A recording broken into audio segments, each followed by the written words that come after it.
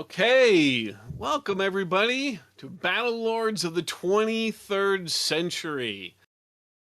Very happy to have you all here. Thank you for taking some time out of your evening tonight on this lovely Friday evening to join us for some little interstellar exploits here with our players. My name is Chris Hussey. Most people call me the Hussman. Sometimes I've been called a lot worse. It really depends. I don't know. All depends how you know me. I'm here with four fantastic players who you're going to get to meet here shortly. They're going to introduce themselves and their characters that they're playing tonight.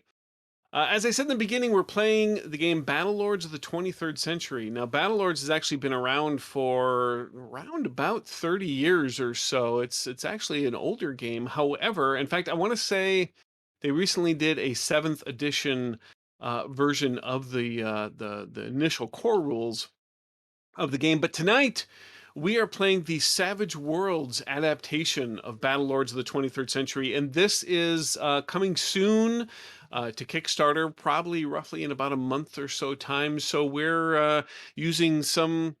I guess I don't want to call them experimental rules because they are the Savage Worlds rules, but there's some additional stuff that's going to be happening here over the course of this series. So let's talk a little bit about Savage Worlds, just for those of you who may not be familiar with the rules. Savage Worlds uses basically all the common dice that you're used to, plus an additional die, which I'll talk about here in a moment. But the core mechanic of Savage Worlds involves trying to beat a target number of four. And you do this by rolling a die that is tied to either your attribute or your skill. Those are collectively known as traits. And you roll along with that a wild die. So let's say, for example, you have the skill fighting in a d8. You would then roll that d8 and your wild die, which is a d6. And you're looking to try and beat a target number of four for the most part. The only time it's different is if there's special circumstances involved, which you'll probably see when we get to those. If you beat that target number, you are successful. Oftentimes, there's penalties to the die roll, and because that just kind of happens in games. But as long as you get that target number, you're successful. If you get over that target number by a certain threshold, in this case 4 points, you have what's called a raise. And each successive raise, depending upon the situation, can bring about some cool things. Oh, and one of the coolest things of Savage Worlds is the dice explode. So not naturally, of course, because that would be dangerous. But if you happen to roll the highest number on whatever die you're rolling, you get to re-roll that particular die and add the results. So if that fighting in D8 that I mentioned a little bit ago, you get that 8, you roll it again and add the next result, which let's say was a 3 to that, which would then be an 11. This becomes very helpful when you're trying to really cause a lot of damage to someone, because damage dice also explode in this game as well. One more thing in regards to the core mechanic, you never ever add your wild die and your trait die together. They always remain separate. In fact, the only time you actually add dice together is when you're doing damage. So, and one of the things that helps alleviate the fact that you may or may not succeed often in your die rolling is the players and me, the game master, have bennies. These are just simple chips or pieces of popcorn or jelly beans or other things, although you want to be careful not to eat them because you really want to retain those bennies and use them when they come in handy. But basically, bennies allow a number of great things, from just simply to re-rolling dice, to reducing damage, to getting a better initiative card, should that be the case, or even taking a little bit of narrative control of the story as stuff is going on there. There's kind of really a wide use of bennies available to players and game masters for that matter. So those are kind of some of the base rules of Savage Worlds. We're going to get to others as it happens throughout the game, but let's give me a break from talking for a moment, and let's introduce our players. And we're going to go as I'm looking at you on my stream. So that's going to actually put Sean, you're going to be first. Why don't you tell us, of course, who you are, what your character's name is, what your character's species is, and a little bit about yourself and that character. species is going to be a little hard because names, sci-fi, hard. Hi, I'm Sean. Absolutely. I'm playing Aiken Idian, quote unquote, Rage. So that's what I go by. I am an Irdani, and I picture a certain wizard who cannot be named, and that's what I look like. Pointed teeth, almost no nose, slate gray skin, long purple mohawk, and body that's just covered in scars because we are a warrior culture. You are a warrior culture. In fact, you have, if I remember correctly, you always have to have a weapon present, I correct? follow the warrior's way. I am a sword saint. So we either have to have a sword or mace on hand at all times. And if we're caught without one, it is the greatest shame we can suffer. Excellent. Excellent. All right. Next up is going to be Kaylee. Hi everyone, I'm Kaylee. Tonight I'm playing the part of Red Spars. He is a wee little mutachan, colloquially known as a melonhead, who is also what is called a. He works with energy fields and he has magic basically. He's also probably the smartest guy in this room, the next room, and possibly the room down the hall, but we don't want to talk about that. He also is pretty mouthy, as you're going to find out pretty well. And I apologize, Chris, for everything that's going to happen. That's quite all right. I'm actually kind of really looking forward to be honest with you. So next up on my direction here, Revna. Let's hear about your character. Hi, y'all. I'm Rev. You normally see me in chat, but tonight I'm sitting here. I'll be playing Ral, the Siserac. They are cats, as you can see in the photo down there. She's a big old tiger, and they are very good hunters, leaders. She is an officer, and she is out to try and prove herself. Um, she is a matriarchal society, so and all these males shall have to protect them and look out for them because they are the weaker and more emotional sex. Haha, tables turned. Just gonna let that one go. That's just fine. That sounds good. I'm looking forward to actually exploring that. I'm not saying that something's gonna come down the line in that regard, but I'm actually looking forward to that particular angle with the Scissorak. And last up here, Stevie. Let's hear about yourself and your character. Hey y'all, my name is Stevie. I use he, him, himself pronouns, and I am playing Chaos in Orion, so an elf with pointy ears and 7 fingers. And I am the cool guy rogue, agent provocateur, guy with the cool shades, and I've been demoted not once, but twice. So I'm here to have a good Congratulations. time and hopefully a long time. Dung dung. Nice. Excellent. Okay. So, a couple things here for chat, and then a couple of other things before we get started that will be game mechanic wise. I mentioned the bennies earlier. Every one of you player characters start off with 3 bennies, with the exception of um, uh, Chaos, who has the luck edge, which then gives Chaos an additional Benny. So Chaos is actually starting with 4 bennies. So go ahead and take that and keep track of that. I, as the game master, I get 1 Benny per player. So I also start with 4 bennies as well. Now, bennies are not a finite resource. They are something that can be renewed and used. So as the players spend them, or as they do cool things, or have some good RP, or some neat stuff happens, I, as the game master, get to award bennies for that as well. And so it's really game currency. Now, chat, you have the advantage of really screwing things up for me by using point buys so that you can award players bennies. Hold on, I have to get my notes here. The proper term would be cosmic luck.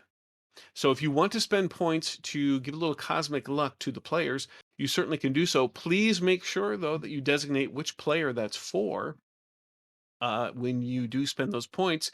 And if you want to give your friendly neighborhood game master a Benny, then that would be Black Hole, comma Sun.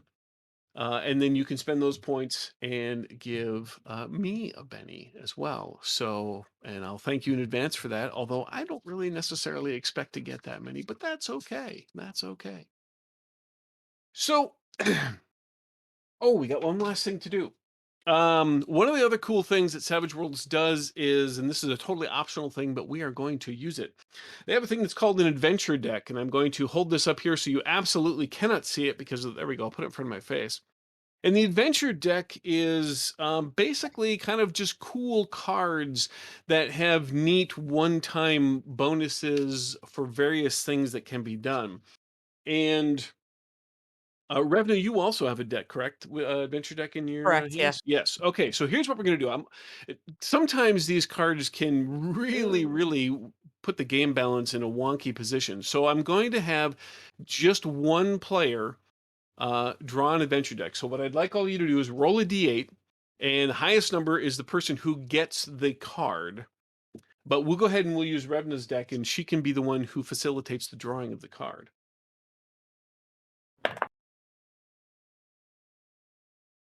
What did I get? So Revna got a 3. Stevie, what'd you get? 2. 2. I got a 3. 3. Kaylee? I'm starting off with a power move and not going to get any good rolls for the rest of the night. I got an 8. An 8. Nice. Okay, so Kaylee, you get the adventure deck card. Do you want to draw from the top half of the deck or the bottom half of the deck? As close to the middle as we can. All right, I'll leave that up Just to you, cut it. Revna. Let's see what the card is. Oh, and I promised my players beforehand I would make sure that they get an adventure deck card that actually may be relevant to what's going to happen. So what's the name of the card? The name of the words are hard. The name of the card is Noble Sacrifice. Play when an adjacent ally suffers damage and you suffer the damage instead. Oh, actually, that will definitely be useful. Battlelords of the 23rd Century isn't called that because there's a lot of talking. There is definitely combat that occurs in this game, so that's actually a useful card. So just make a note, and I'll do my best to try and remember as well, Kaylee. But should that come up, you absolutely can use that card. And I believe, if I remember the reading of it correctly, you can spend that for anybody, and then you would take that damage. Or I think you can actually play that on another player as well, I believe. Okay, good. So I don't have to actually absorb the damage with my pitiful tiny mutagen body. Got it. Yes. Oh, it looks like I already got awarded a Benny. Whoever did that, appreciate that. I'm going to just take that right now. Put that in my pile. All right. Okay, so we got the adventure deck thing. We've got the character descriptions. We're all, I think, good to go. So give me a moment here to kind of set the scene. The four of you didn't really know each other too well, if I remember correctly, before the events that are about to unfold. And we find the four of you, you're actually in a prison. You're not even sure what world this is on.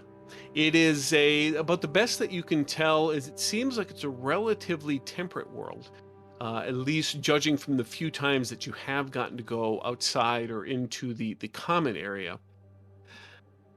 There are a variety of other species in here.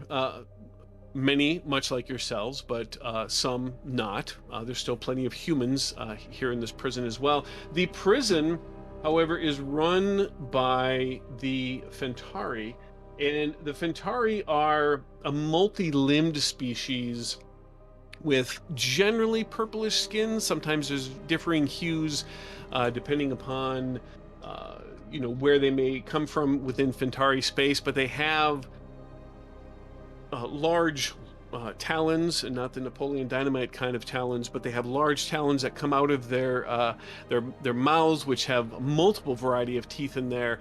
Rather fiendish look about them, and they're generally of a not the best disposition. And they haven't necessarily been your friends either. Most of the prison guards here. They haven't fully mistreated you, but they haven't been treating you great. In the case of Spaz, they have put dampers on you to keep your powers down.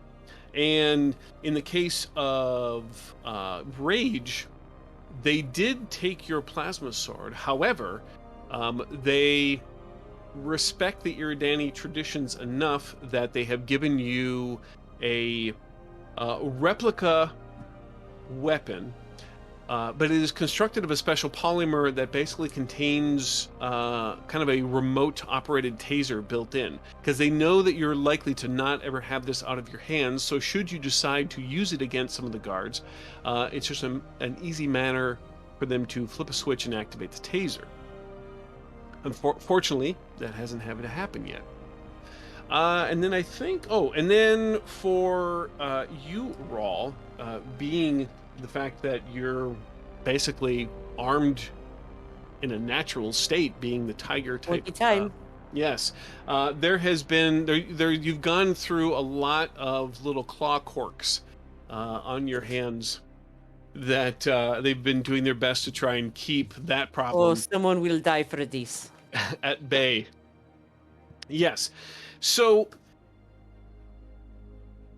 in the prison, you've obviously been able to, associate with others, talk with others here. The four of you kind of got together, whether because you were located in close proximity to each other or you just found a common cause.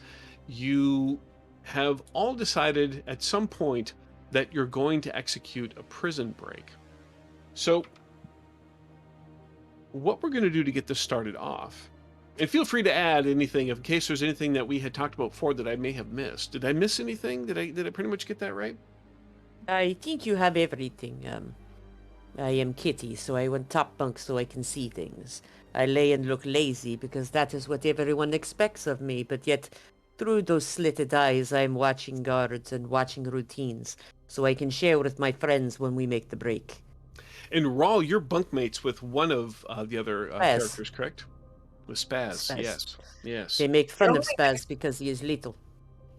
It only makes logical sense that we are cellmates because I like the bottom bunk because I can climb into it and it's much easier. And yes, they tend to mock me, but that's because they, have problems feeding themselves and walking at the same time. They're not very intelligent, these guards. And then Rage and I are in a cell. Oh, you two are also in the cell. Yeah, unfortunately, there's some contention because someone cheated to get the top bunk. I swear. I know. I'm going to figure it out someday. Mm-hmm. Mm-hmm. Just And look at the cards, my man. And someone keeps putting things on my bunk. I am not sure why. Just little things keep peeling on the top and I have to push them off. How long do you watch them before you push them off? It depends on object. If it is just boring rock, then it has to go. It leave mess on blanket, then I have to lick it. It's not good. But if it's little bit of food and it is moving, I will watch it for the perfect time to swat. Excellent. Now, the one thing we need to determine here before we move any further is Chaos. They wanted to take your shades. Now, much like the Iridani sword, I would imagine your shades are very important to you. Yes. I mean, look at them, for goodness sakes, right? Yeah. I mean, how no matter what your crime is that brought you in here, how can you defile such majesty as those shades?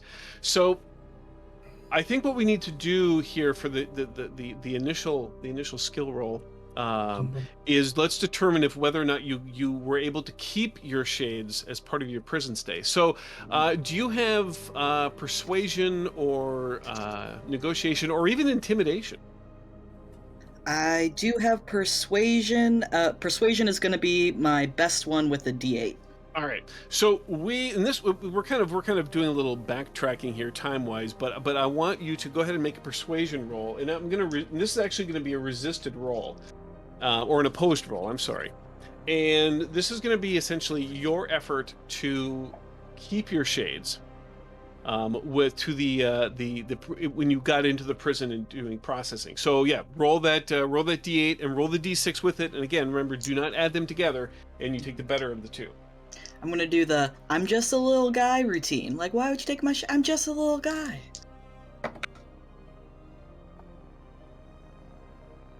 What'd you get? What's your highest result? My highest result is a 4. Is a 4? Okay, now you can keep that if you'd like, or you could spend a penny and re-roll. And you do get to keep, when on re-rolls, you do get to keep the better of the 2 rolls, unless you get double ones, which is a critical failure, or as I like to say, a critical fun year, which can then, we get to have a little fun with that. But you can certainly spend the Benny to re-roll, and you would re-roll both dice. I think I'm gonna keep my bennies. I think it's good to have character motivation for why I especially want to get out. All right. So I also rolled a 4. Now, normally ties go to the player, but because of the circumstance of this prison, you, despite what you said, and being claiming the whole little guy routine, the Fentari who towered over you, basically with its 4 gesticulating arms, just kind of looked at you and said, "Yeah, we're not gonna buy that, little guy." And he just kind of, the arm snakes down and just peels the shades off of your face and puts them with the rest of your gear as you are then shunted off to your cell. So I you have pout. been, yes, and they actually take a few moments to laugh at your general poutitude as they send you on your way. Good. And probably over the course of the several weeks that you have been in here, I would imagine there's been several Fentari who have taken the time to either like curl their appendages into the shapes of glasses as they see you on the grounds, or is it bright enough for you? I hope it's not too bright. Boy, you sure could use a pair of sunglasses right about now. That's too bad. And then Why would I wear my sunglasses? It would get in the way of me looking at you pretty folk all day. Oh, you flatter us. You flatter us. Thank you for that. Well, don't let it go to your head. Don't worry. It's not. I bet they taste good with ketchup. I'm thinking an aioli. Ooh, yes. Mhm. Maybe pesto. That could be quite tasty. All right, so it has come time for the 4 of you, and like I said, you've been plotting for some time to do a little bit of a prison break. And how we're going to simulate this, and this isn't meaning that you're going to break out completely from the prison. This is just going to be creating the chaotic situation that would allow you to break. Because one of the things that the Fentari have been actually very good at is keeping secret from you exactly how to get around the prison, whether that is through putting bags over your head, or lights out sort of walkings around. You're not exactly sure how to get out of here. In fact, you're not even really 100% sure exactly what is on the outside of this prison. So you do know that as long as you can get enough disruption going on, you can reach a nearby ops room, which is someplace that you have observed around here. And if you can get to that ops room, from there, you're pretty sure that you can find and navigate your way out of the prison from here. So how we're going to simulate this, how you're building up to this, we're going to do like a little Ocean's 11 style sort of plan here. And what this is in Savage Worlds term, this is going to be a quick encounter. And so what this is each one of you is going to kind of describe what your character is doing as far as preparation for this. And to give examples, and again, I'm all ears to anything that you want to do with this, but it could be something as simple as bribing some of the guards that are here. Perhaps maybe you've either gotten them to smuggle you in some rudimentary weapons, or you've been able to maybe somehow craft some of your own. You've negotiated with other prisoners to use them to help create the distraction. Any number of things. And so what we're going to do first is I'm going to have each of you kind of describe what role in this you want to do, and then we'll see how this might sequence out, because you can build off of others' activities if you'd like, and then we'll get to the skill rolling. So who would like to go first, or do I need to roll a die? One of the things that we kind of discussed was the fact that when a cat sharpens their claws, and they have to sharpen them, the sheath bit comes off the end. And they're not super useful for a lot of things, but they are still pretty pointy. So I've been putting them in my mouth and taking them back to give to Rage so that he can slide them on the end of his fingers.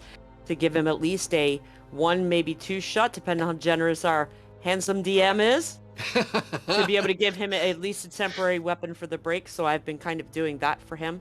Okay. Another thing that I would like to be doing is smelling the guards with my senses of smell. Okay. And tasting the air as well to see if I can get any idea of what is beyond what we can see. It's an area to head, something I can sniff for to lead us towards that might, whether it be gunpowder for the armory or the smell of whatever this outside is that we don't know yet. Whatever it is you would be willing to give me as I give the sniffings. Nice. I think that so the claw shavings, I'll give that. I'll go ahead and give that to you as a thing, and let me make a note of that here. I dig that a lot. All right. Okay, but the smell stuff, I'm gonna say that probably to me, if you're smelling and all of that, and you're trying to retain that, that to me sounds like a smarts roll. So when the time comes, I'm gonna have you roll your smarts. Okay, Yep. so you've got that component. What else we've got going on here? So if we need to get the cell open sooner without force, I was thinking I could all of a sudden start convulsing on the floor, needing my injection so that I can breathe this methane-free air. Right, that's right, because your species needs those injections. Yes. And I'm pretty sure they didn't leave me with a airtight suit to allow me to go without the injections. So That's correct. that's yeah. an option we can go for to get the cell door open. I just don't know how we're going to get the other cell open.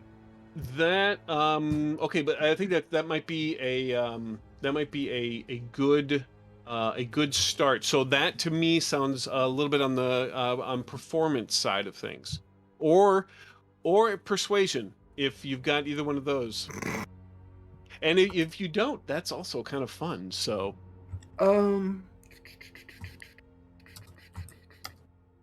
Yeah, let's go for it. okay, all right. So which one? You don't have to roll it yet, but which one are you going to use? I'll go with persuasion. Okay, I like it. All right. So we got some convulsions. Okay. All right. That's awesome. Okay, we got two more ideas here. What are we thinking? Well, Kaylee? I'm gonna go because I want to Stevie. I think they're gonna try and do get help. So I'm gonna let them ruminate on that for a minute. One of the things that Spaz really has been kind of whining about a lot is being locked away from his abilities as a matrix controller due to this dampener. So while the guards haven't been paying a lot of attention, some of the times that Rahl has been sharpening her claws has actually been on the dampener that Spaz is wearing. They're trying to get it to the point where it can, like, they can sever the material so at the appropriate time it can just be ripped off by the incredibly strong kitty that Spaz spends time with. Nice. All right. So I'm gonna say then your because obviously you know that these dampeners exist just because of just the species that you are. That do you have like do you have electronics? I know you have notice. Let me take a look at Or my repair. I have repair. That is correct. Okay, so I'm going to say that for you, that'll be a repair roll as you are sort of essentially dictating to Spaz where specifically to sharpen to get the best break off of the thing. Okay, that's awesome. All right. Okay. All right, All right. and so Stevie, you got get help going on here. Is that right? Yeah, so I think... Okay, so here's my idea. Okay, let's hear it. I'd like to use my persuasion skill, and in the common area, amongst other folks, I want to start riling shit up, like riling up drama, and to a point of boiling point. And while I'm in there, if possible, pickpocketing a shiv from someone or some sort of knife or pointy thing to draw away some of the guards. So that way it'll be a minimum of hopefully one guard that's only comes to the cell when they collapse. And that way I can also have a thingy to put at a knife to put at their throat and say, "Where's my shades now?" And other such threatening maneuvers. Okay. All right. I love that. And then you also want to try and steal something. Okay. Okay. So I'm thinking coordination wise, this sounds like um, the Chaos's persuasion stuff comes first to rile everybody up. Then comes the convulsion stuff, and then once that begins, then it becomes basic. Then I'm thinking it's the repair roll, and then followed by what's going to be the smell and knowing where to go, because obviously it's at that point once shit starts, they oftentimes will do like a lights out thing. And so then at that point, then that's where the whole smelling thing is going to come in. And it looks like we got some. First of all, before I do this, because those are 4 just ass-kicking ideas, give yourself each another Benny. That's awesome. Like I can see this thing starting to take shape. I'm digging it. And then looks like we got Rage. You get an additional Benny from chat. Thank you very much, chat. Thank you. Oh, and then Ted from Escapebox Games bought the GM of Benny, so thank you very much, Ted from Escapebox Games. I really appreciate it. So I'm just going to add this to my growing pile of Bennies. Beautiful. All right, I'm digging it. This is wonderful. Okay, so we kind of set the scene here. We've got Chaos is down, kind of in like the interior prisoner common area, and there's a number of other prisoners and a few guards there as well, and this is like your time away from your cellmate, so you're hanging out down there. We've got Rage, who is in the cell basically just waiting for the signal, as are then Spaz and Rawl, who are also in their cells. Or actually, let me ask you, are Spaz and Rawl, are you in your cell together, or are you two also separated? Because I would be sticking close to Spaz at least until we get Dampener off. We need his abilities, and right now he is very vulnerable. I will look after him. Excellent. Okay. Perfect. Okay, so let's now also, just so you know, if you fail your roll when it comes to this, that doesn't necessarily mean that what you have attempted fails. Sometimes that might in a quick encounter, but in this particular case, it's not. What that will end up doing, though, is it may apply some additional penalties or other things as the rest of this scene kind of unfolds. So everything that you're about to do is going to succeed to a certain degree. It's just a matter of how it all shakes out. So, but again, you can always use bennies to reroll, and of course, obviously, getting more successes means that it all goes off very well. So, Can I also add, Huss, that I would like to, if possible, hide from the guards the fact that I am capable of standing on my back legs. I want them to think that I walk, unless they're familiar with my race. I want them to think that I walk on all fours all the time. I don't want them to know that I have any ability to walk upright. I'm not very agile that way, but if I need to use that as a surprise, I want to be able to stand up and slap the taste out of somebody's mouth and them not see it coming. I love that expression. I absolutely love that expression. That's my new favorite expression. Okay, so here's what I'm going to say. I'm going to say that they certainly are familiar with your race, and they do know that you can, as a species, walk up on your hind legs. However, do you have any sort of persuasion or performance? Let me take a quick peek here. I do have persuasion at a D8.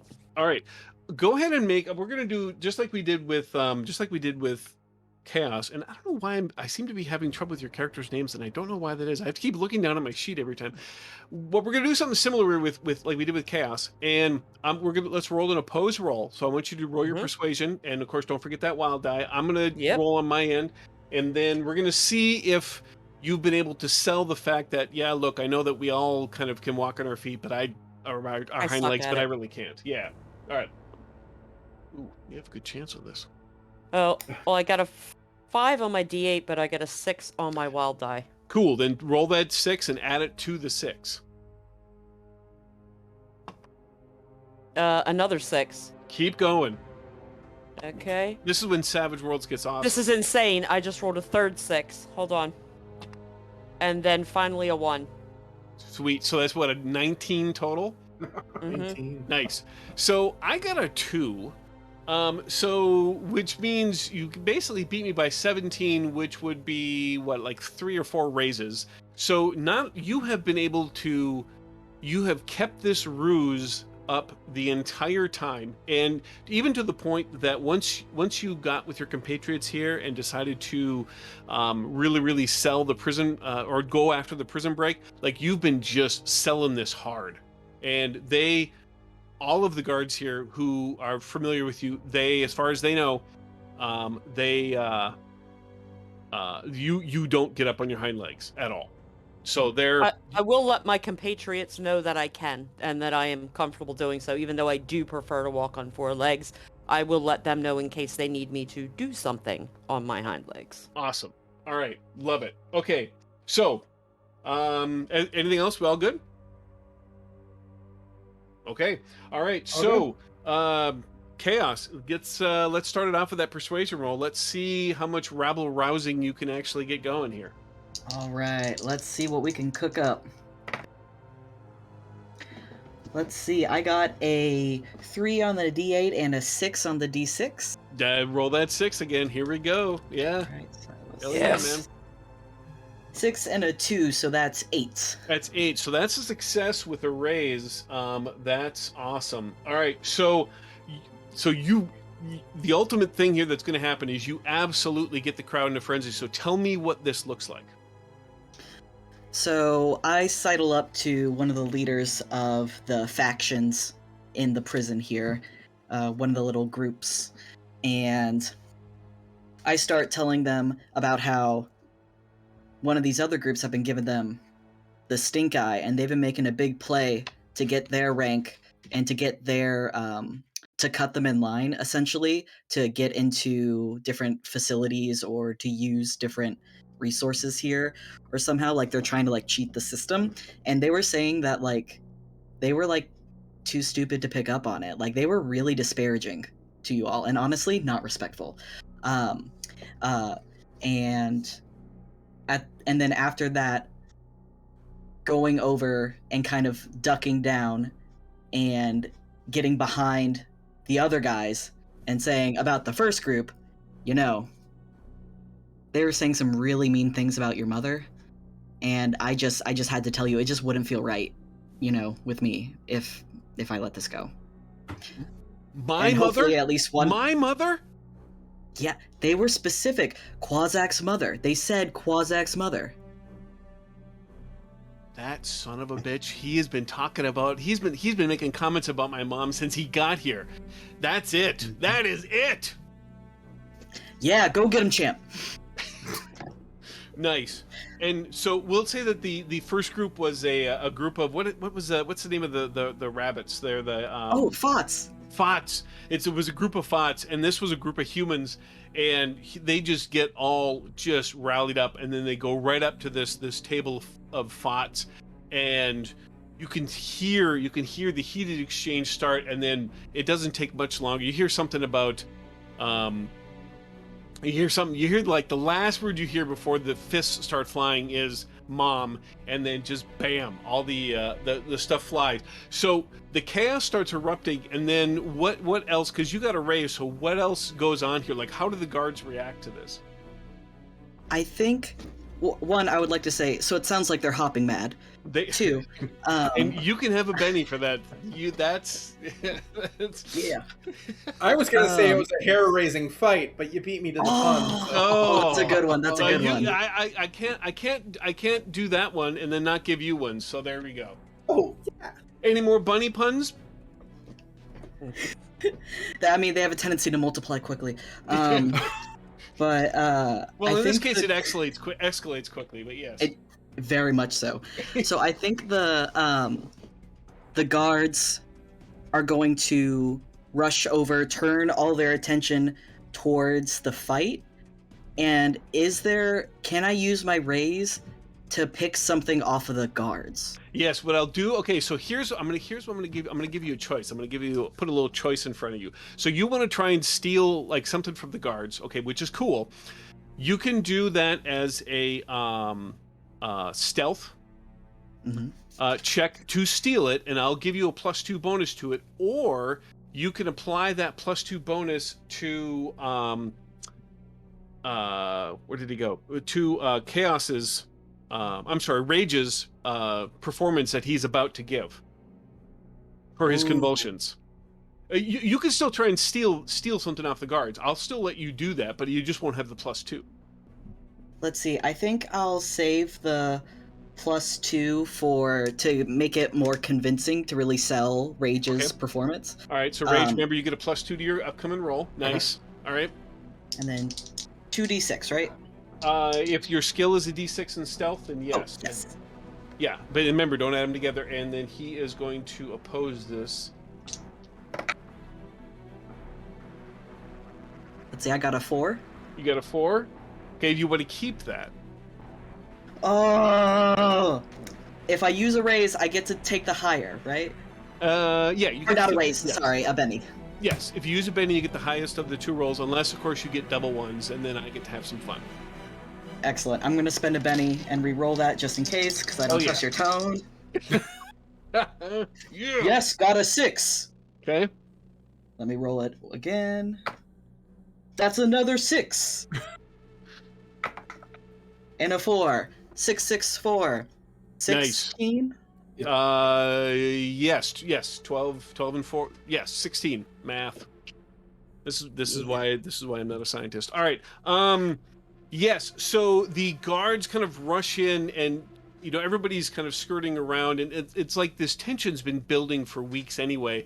And so some of the prisoners, they might go ahead up against a wall or lay down or whatever, but a lot of them are not. And of course, you've got the fight between the humans and the Fots, and you were able to slide in there, and you were indeed able to slip out a billy club. So go ahead and write down that you got a club on yourself there. Nicely done. All right. So, Rage, you hear this eruption of sound coming from your cells, and of course, obviously, Rawl and Spaz, you hear this as well, and and you could see, like in the balcony where this overlooks, there's a guard up there, and he's looking around like he's getting ready to go down in there to help his fellow guards. And so you figure if there's any time now to get him to open your cell, this is the time. I'm gonna kind of stagger towards the front of the cell, kind of grab the bars, and like, I need my injection, please, I need it now. Nice. All right. Start And coughing. we said what, performance, right, on this? Persuasion. Or was it persuasion? All right, yeah, roll Persuasion. that persuasion. And get you at a +2. All right, so I rolled a 2 because my performance is a D4. I rolled a 2, but I rolled a 5 on the 6-sided. Nice. So you get a total of 7? Yep. You gonna stick with that? You know what? I will spend 1 Benny Nice. to try this again. Come on. That's what they're there for. Love it. And I got a 6 and a 4. Oh, so the re-roll both and then Both add. of them.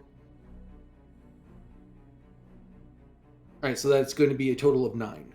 9. So 9 So is the it's highest ultimately of the 2. Right, I rolled a 3 on the 6-sided dice, so I added that together, so that's a 9. Perfect. All right, so you also got a success with the raise. So nice. Holy crap. Okay, so chat, thank you very much, has awarded the GM with another Benny. There's definitely a time I'm going to be using this, and it's probably going to really hurt.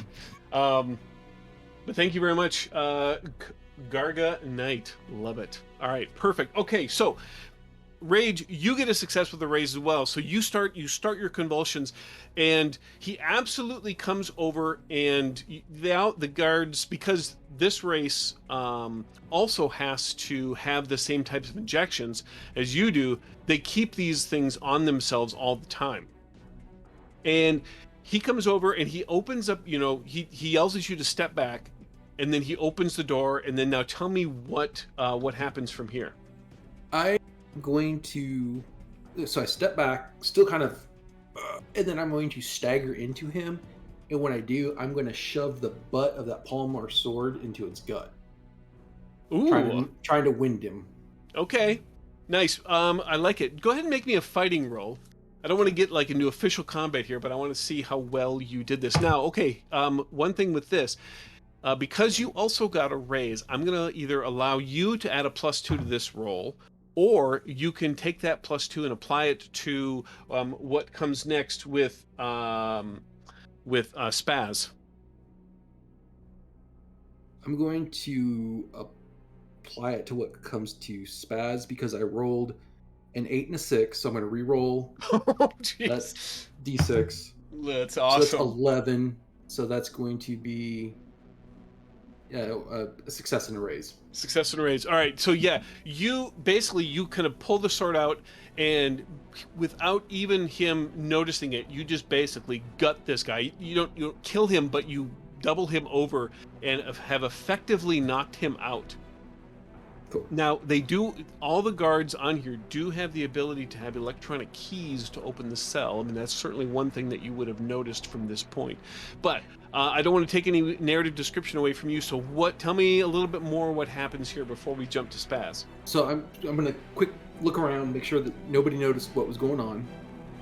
And I'm going to try to either find a controller to turn off the taser permanently, if I can, or find that key card and just open all the cells. Let the chaos go. Make me a smarts roll. Yeah, because that's not my strong suit. That is... I'm going to spend a Benny to reroll that. It's just music to my ears, man. I love hearing that. All right, so that is going to be a success. I got a 5 on the D6. That's enough. All right, you in the heat of the moment, you remember enough that all guards have the ability to activate the taser within your sword, but so deactivating this one particular guard has very short-term benefits, but you certainly have access to the key cards to open up the other cell doors up on this balcony. Cool. And Spaz and Raul's cell, are they close by on this balcony? I'm going to say that they probably, you guys would have had to do like some Morse code bullshit or something as you slowly coordinated your prison break. So yeah, if they're not right next to you, then they're within maybe a cell or two. I'm going to dart down there and just swipe that key card and open the door. Nice. Okay. Perfect. That brings us right to then Spaz. So now obviously you've heard this huge eruption of chaos and stuff, and you hear some scuffling coming from down the walkway, and then all of a sudden Rage appears and slides the key card, and Spaz, what happens? What are you going to do at this point? At that point, Spaz kind of jumps to his feet and reaches up and kind of thumps the bunk above him, knocking 2 rocks and a random piece of food off because Raul hadn't gotten to that yet. He goes, "It's time! Come on! You get the thing. It's just right there. It's on my neck. Just please do not cut my neck. You have to do an incision along the seam. But I'm gonna stick the end of my tail in his mouth and just start working on it. You just made me scare my actual cat. Sorry, it flailed sometimes, and I'll start working on it, trying to sharpen it to get it open. All right, so Spaz, I'm going to have you make the in Rage, you gave Spaz a +2, right? Yep. From your raise. Okay, Yep. so Spaz, make me that repair roll so you could point out exactly where it needs to happen, and then, of course, add +2 to that as well. No pressure, but we need to go. With the +2, the wild die gives me a 7. Nice, which is a success. That's plenty. You can certainly spend a Benny. I mean, you've already succeeded, but you. Pretty much all the best I can do without getting explodey dice, and I'm not ready for the shrapnel, so I think I'm just going to take that and be happy with it. Perfect. All right. So yeah, despite the tail going in and out of your mouth, and the spit fight as it's working its way back in, you're able to point back there. And how? So tell me how this all works out. I shouldn't be doing this. You should be doing this. How does this go? So Spaz just kind of like leans over, and between expulsions of tail fur, Okay, right there should be a seam. You should see the circuitry, and the circuitry is where you have to cut carefully, because if you don't, you'll reverse the polarity, which will send shocks, which instead of draining my energy will send it coursing back through me, which would be very uncomfortable. It would be like a taser. Tasers are very bad. If with this thing on, I cannot redirect the energy flow. So just sever the little circuit, and you've got this. Perfect. And claws, of course, already sharpened and good to go. And you don't even need to make a roll actually on this one, Rawl. The directions are sound, and you just cut. And because you've sharpened there for the past couple weeks, it just splits perfectly, pops right off, and you feel the power and the access to the matrix return to you, Spaz, as those senses just kind of come back. And then at that point, and of course, again, chaos has erupted. Chaos, not the character. Chaos, the actual state of being, has erupted. And there's shouts everywhere. There's other doors and things opening, like just weird. And it's like this quickly devolving situation. And then boom, the lights go out. And like the red emergency lights come on, but they're extremely dim, and you can still hear shouts and sounds of fighting, but it is dark, very, very dark. And then that leads us now to Rawl. Low light vision, yes. First, I'm going to give Spaz little headbutt, gentle headbutt, to congratulate him on now being able to mindfuck others. Now I'm going to use my nose to lead us to our equipment. For the last time, it's not mind-fucking people, it's using my mental abilities to generate energy fields and contain energy. You know what? Never mind. Where does all this password come from? Can we say that I'm before? sorry. Can we say that before the lights went out, Chaos made it back up to the crew? Like he like ditched that situation as soon as he got that billy club. You know what? Just because I'm feeling a little fiendish, make me an athletics roll. All right, let's do it. What is my athletics? Let me see. Oh, a D8. Okay. Nice. Yeah. I'm an Nice. athletic guy. It's all that running away. That is an important survival trait. Got a 6 on the 6. Let's roll it again. Yeah. Got a 2, so that's an 8. Nice. That is a success with the raise. So yes, you absolutely are right there. Basically, you arrive at the cell just as Spaz and Rawl are coming out, and Spaz is kind of complaining and cleaning the cat fur out of his mouth. And yeah, lights out. It's just dark. The only reason you know that all four of you are there because you saw each other before this happened. So Rawl, you need to lead them towards the ops room. And what did we say? That was going to be smarts, I think. Yes, we did. Excellent. All right. Okay. I also have low light vision. Oh, perfect. Is you know that what? helping me at all? Actually, that will help a lot. I'll give you a +1 on your roll with that. You got it. I don't suppose Alrighty. can I help at all? Because I have infravision. Under normal circumstances, yes, but Okay. this is because of the nature of the quick encounter. This all kind Gotcha. of falls on Rawl. Yes.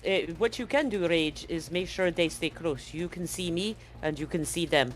Spaz, I would drape my tail over Spaz so that Spaz can feel me. Then I'll pull Chaos kind of behind Spaz, but in front of me. Yep. Alrighty. So we rolled. Here we go again. I rolled 5 on the D8, but I rolled 6 on the extra dice. Oh my gosh, you guys and are hot 5. tonight. So that's 11. So that is 4 plus. What's that? 2 raises? That one is you a total of 12. No. 11. Yeah. One raise. So 11? that's 2. 11. Yeah. So that's 1. One raise. 1 raise. Yep, you got it. All right. So you using what? How? Well, actually, you tell me what this looks like. How you navigate through? I am stalking down the hallway, ears back, hunched down, just like tiger on prowl, mouth slightly open, bringing the wind in through the nose, out through the mouth, right across that organ so I can smell and taste where I am going. Trying to weed out the fear of the prisoners around me, their anger, and only focusing on where we are going. Smell. Are we going after weapons? Then I smell for the oils and the gunpowders and the bits that make the laser pew pew. And off we go. Nice. All right. It takes you, your course takes you, and you know that weapons or no, or gear or no, the first place you're going to need to get to is get inside this operations room, and from there you should hopefully be able to A, locate your gear, and B, find a path out of here. Sure enough, due to the excellent rolling that you all described, through the darkness you have wound your way up some stairs, down some hallways, through some other areas, and you arrive at the doors to the operations center. And you, again, still kind of very dark, or at least dim in this area, depending upon if you have the low light of the infravision, and you crouch down in front of the door, and being, of course, the very cautious individuals that you are, you look inside just to see if it's empty or not, and you look in and you see that it is not. And inside the ops room right now, you see 3 Pentari guards, and they are, of course, the lights, I guess, are on in here, so it's a little bit easier to see, but they are busy. Looks like they're trying to coordinate what is going on in here, and trying to direct resources hither and yon to deal with what is now a growing prison riot. So it's kind of up to you guys how you want. So we're out of the quick encounter. And first of all, very well done, you guys. That was actually, I could see the whole thing happening. That was wonderful. And I'm going to go ahead and let you all have a Benny for the extremely well done job that you all did there. That was pretty fun. And so, yeah, so now you're standing outside the ops room. There's nobody in the hallway where you're at, but you can see inside there. Like I said, there's 3 guards. And it's really kind of up to you what you want to do from here. Rage, you said that weapon they gave you has a thing that makes you go electrocute if you try to use it, yes? That's what they've told me. Okay. Electricity conducts through things, yes? Baz, can you manipulate that? So that if he tries to electrocute him, it electrocutes them. I could. No, I mean, not really. It doesn't quite work that way. I mean, it's not a projection of energy. What I can do is I can actually drain it of its energy so it can't shock him, and then I can just zzz them. I mean, that's a very that works too. simplified law of physics. I mean, it's just, taking the energy. Don't care about the physics. If you can drain the energy to allow me to use this, then that's all I care about. Here's a sweetie. I found this club. I could, I don't know, hit Well one done. of them. Very well done. I say rage and I can go in there once you are ready to electrocute. We get behind them, we whack them, and then Spaz electrocutes them. We take them down quick, quiet, and then we are in control, at least of this part. Sounds Oh, like a are the plan. lights in the ops room also, dim, dark, only that red? No, they're actually on. So they are. We'll say that there are the windows leading out probably have got some sort of smoke filter to filter out a good portion of the light. But the inside it is fully lit.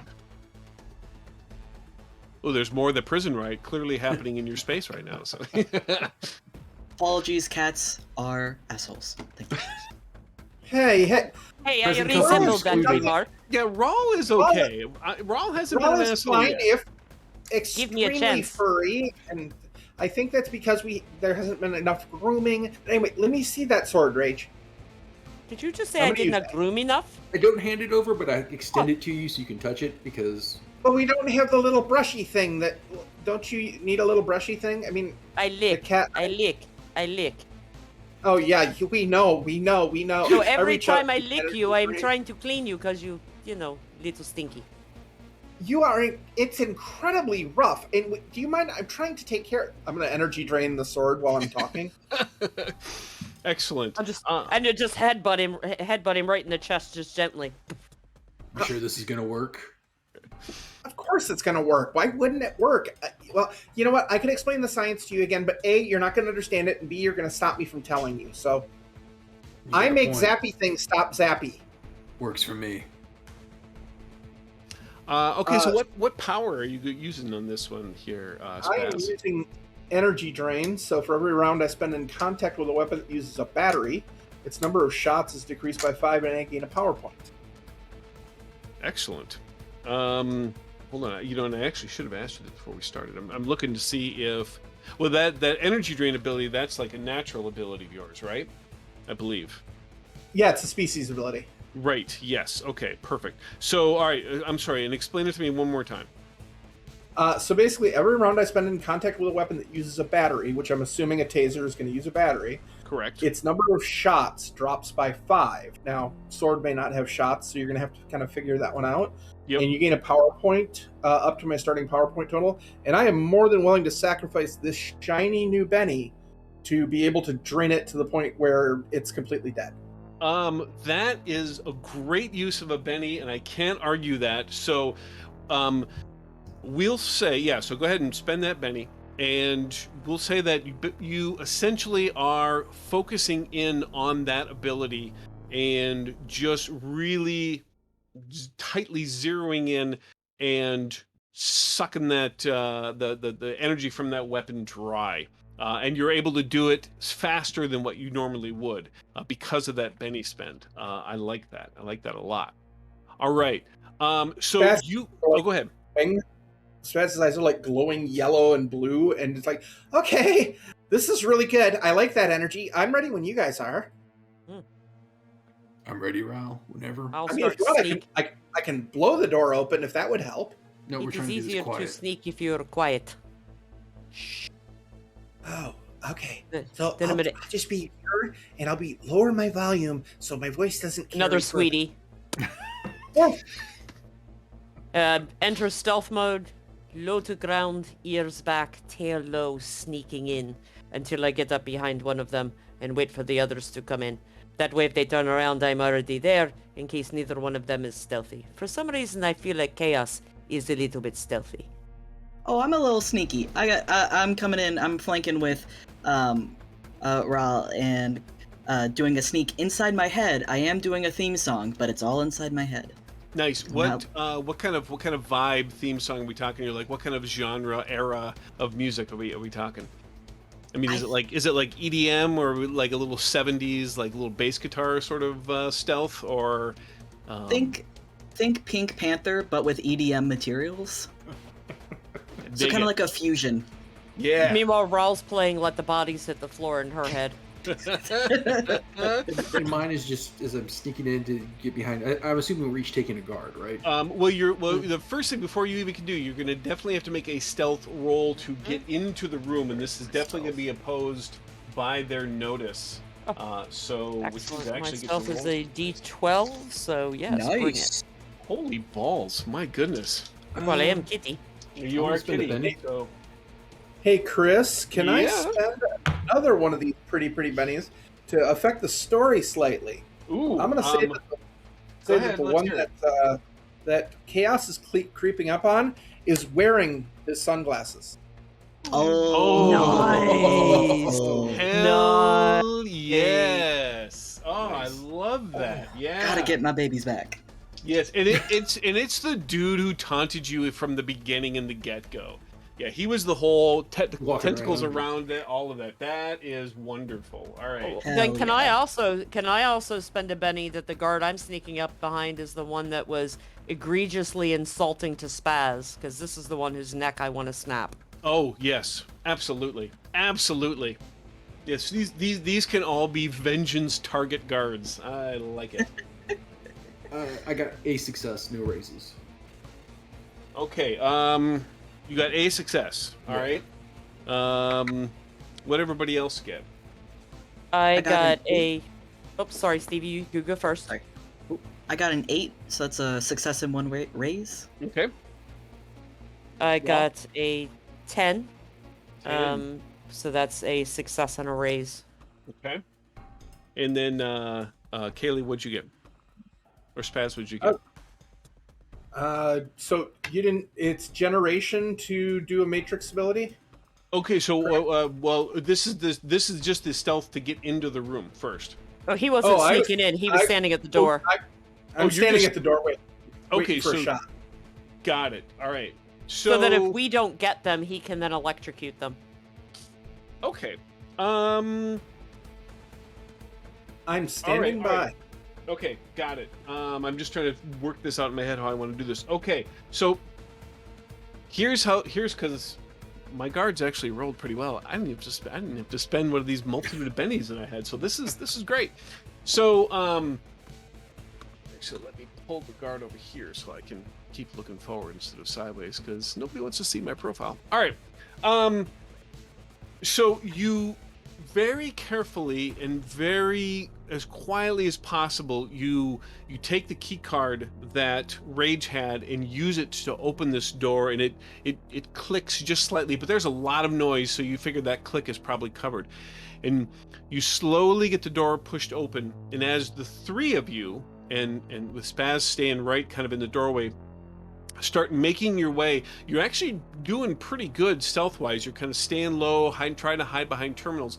But what ends up happening is two of the guards, they're moving around, and they suddenly, without warning, they like quickly turn. Like there's some flashes on some monitors that attract their attention, and they turn quickly to see what's going on, and they catch sight of Spaz in the doorway, and then see the three of you as you're like just happen to be coming up behind some terminals.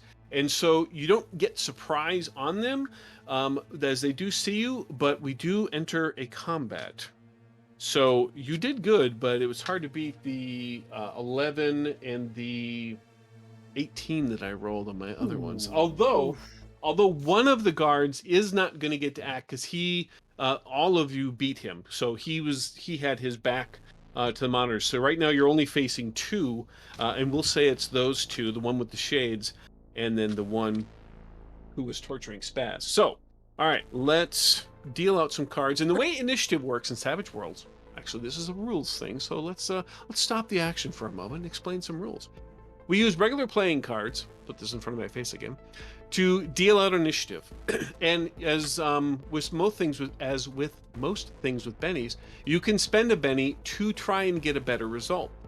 We go highest card to lowest. Aces are high in this case, and then we go in reverse alphabetical order suit-wise. So if there's two aces, the ace of spades beats the ace of clubs, and so on and so forth. If a joker is drawn, on the player's side, everybody gets a benny. Yay! And the person who drew the joker gets a +2 on basically everything that they do for that round. So oftentimes it's a good time to try and do multiple actions in a round if you'd like, which you can do in Savage Worlds. You can do more than one action. There is penalties, but you can do it. Or if you really want to try and maybe do something like a called shot or something like that, that can also be done. If I draw a joker, it's kind of the same thing. I get a benny, and my people get a +2 as well. But I don't get a benny if you guys get the joker. So here we go. Real quick, yes. I have level-headed for combat, so I get an additional combat card to decide, and then I get to decide which one to use. Correct. Thank you for reminding me of that. Does anybody also have quick as an edge by any chance? Okay. All right. Because that means you have to get a certain number over. So, all right. So, Chaos, 7 of Hearts.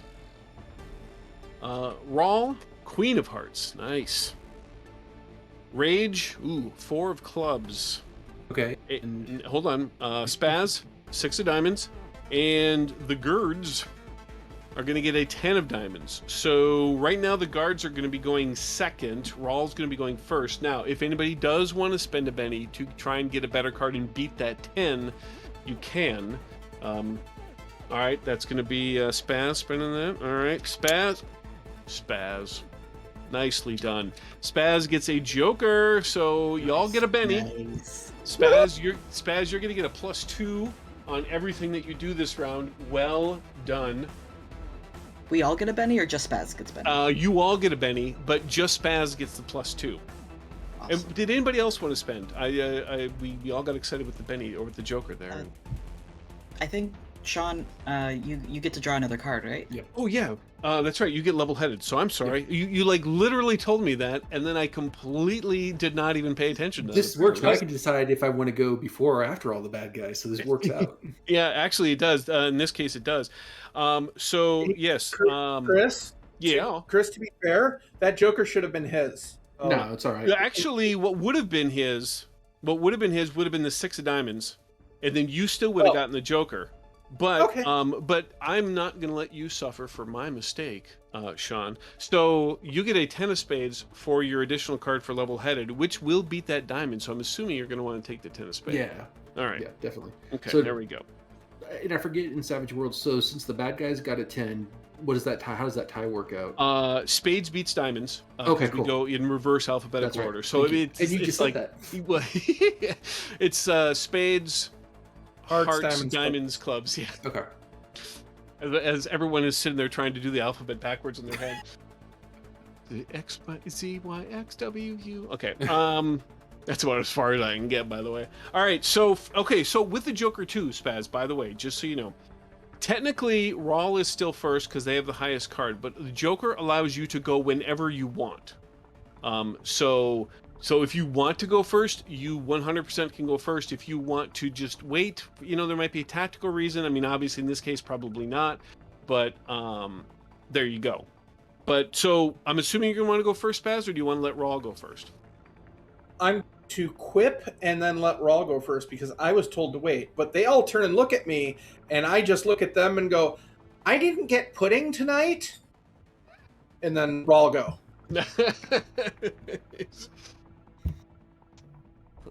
Put. Oh my god. So we're all at a point where we're all just looking at each other. Bam, bam, bam, bam. Yep, it's all like Okay. I have been dying to do this since I figured out she could. She can parkour as long as she has a surface to bounce off of. oh yeah. So Nice. I Oh, am going to start a charge, jump off the wall behind him, and try to come down on top of the guard, full fangs and teeth, and just go for it. Right, hopefully getting this guy right like a jaguar does at the base of the skull, bite him right there, snap his neck, and scramble his brains. Nice. That I love that. And also, yes, thank you, Scott and Dale, for noticing my poor attempt at a stash. I really appreciate that.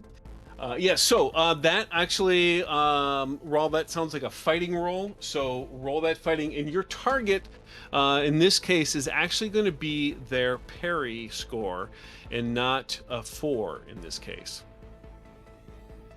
Alrighty. Okay. Without my weapons, I am not as good a fighter, but it is okay. If I have to spend Benny, I will. Oh, I have to take photo of this. I have 2 6s. Hell yeah! 2 6s on this. So do I re-roll one, both of them? Reroll both, yep, and then you take whatever ends up being the highest of both. Okay. So the ace dice are actually the one that came up higher with 10. 10.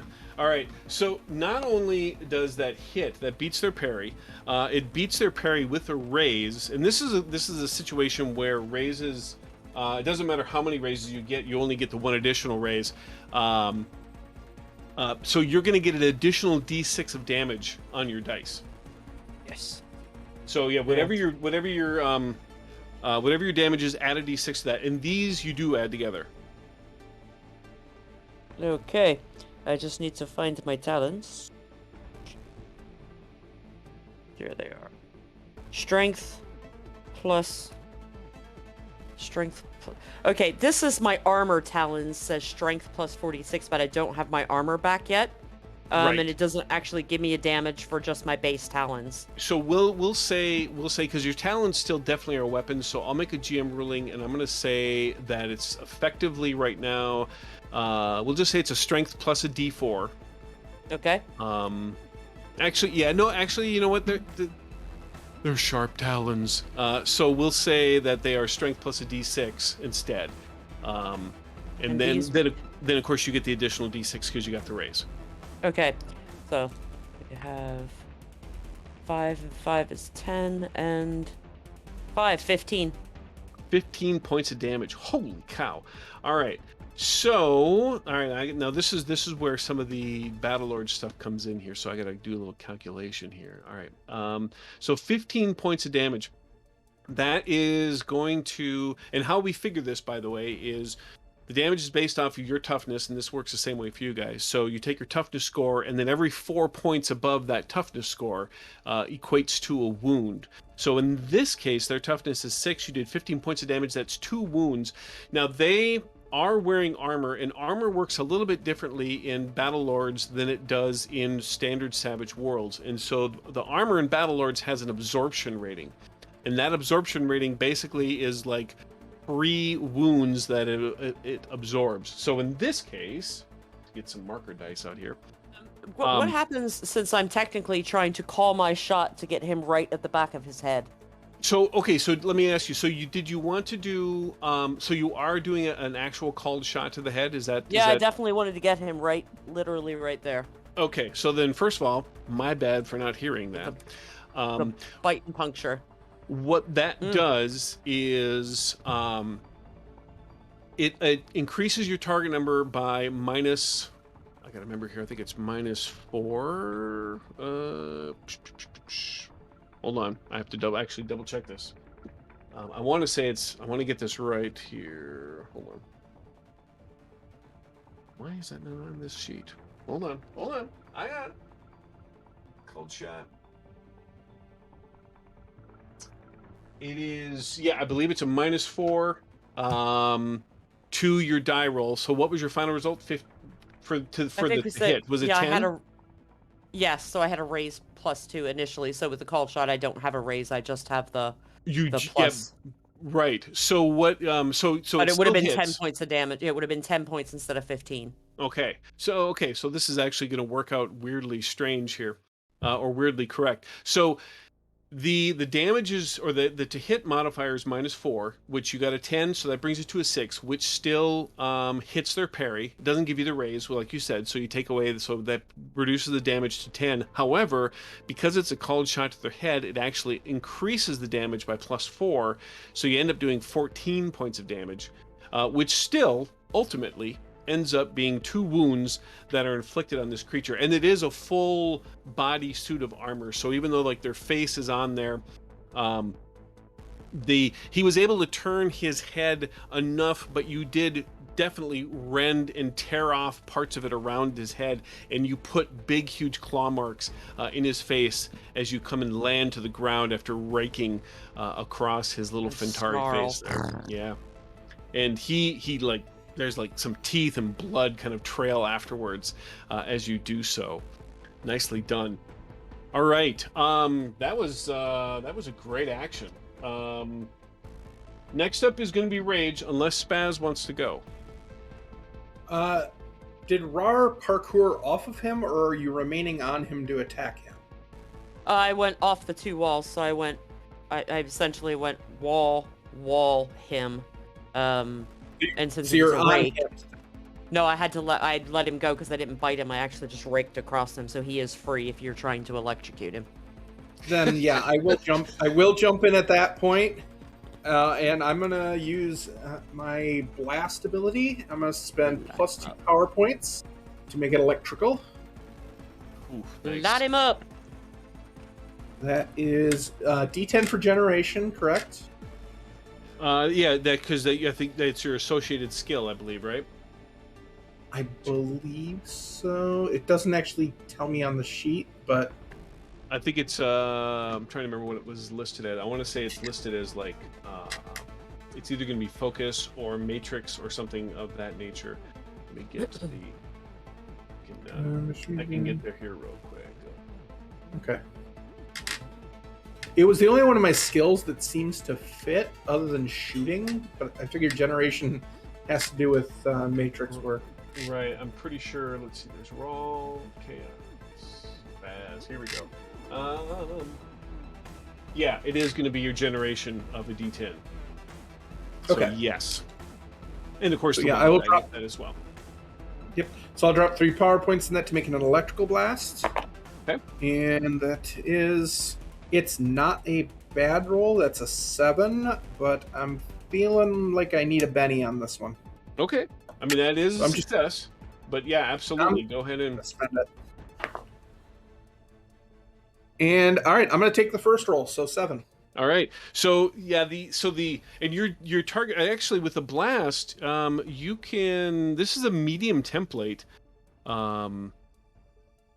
and so you can actually get more than just this one. We'll say if you want, since we're not like doing this out tactically, that you had to position it somewhat because obviously you didn't want to get Raw caught in this, so you had to sort of push it a bit off to the side so you can get this Fentari and you can get the one that it currently has no idea what's going on as well. So you can actually get the 2 of these here with your damage. Yeah, I like that. So go ahead and roll the damage, which I believe is just going to be 2d6. Yes. I don't know because I don't have that. Let's see. You actually no. You plugged in 3 power points, so that's the base. Yeah, so the base damage is just going to be 2d6. With this, if you want, since this is the first time doing this power and we're all kind of getting refamiliared, you can spend an additional 2 power points to cause it base damage of 3d6 if you'd like.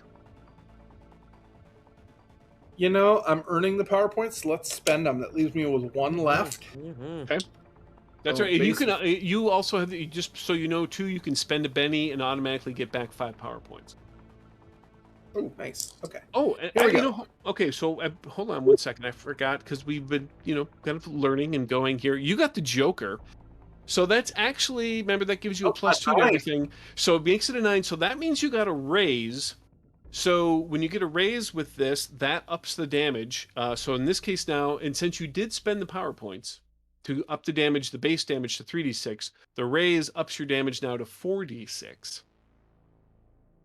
So, Okay, I'm not re-rolling the first 3d6 because those are really that's- pretty. No, yeah, just light 'em That's up. just fine.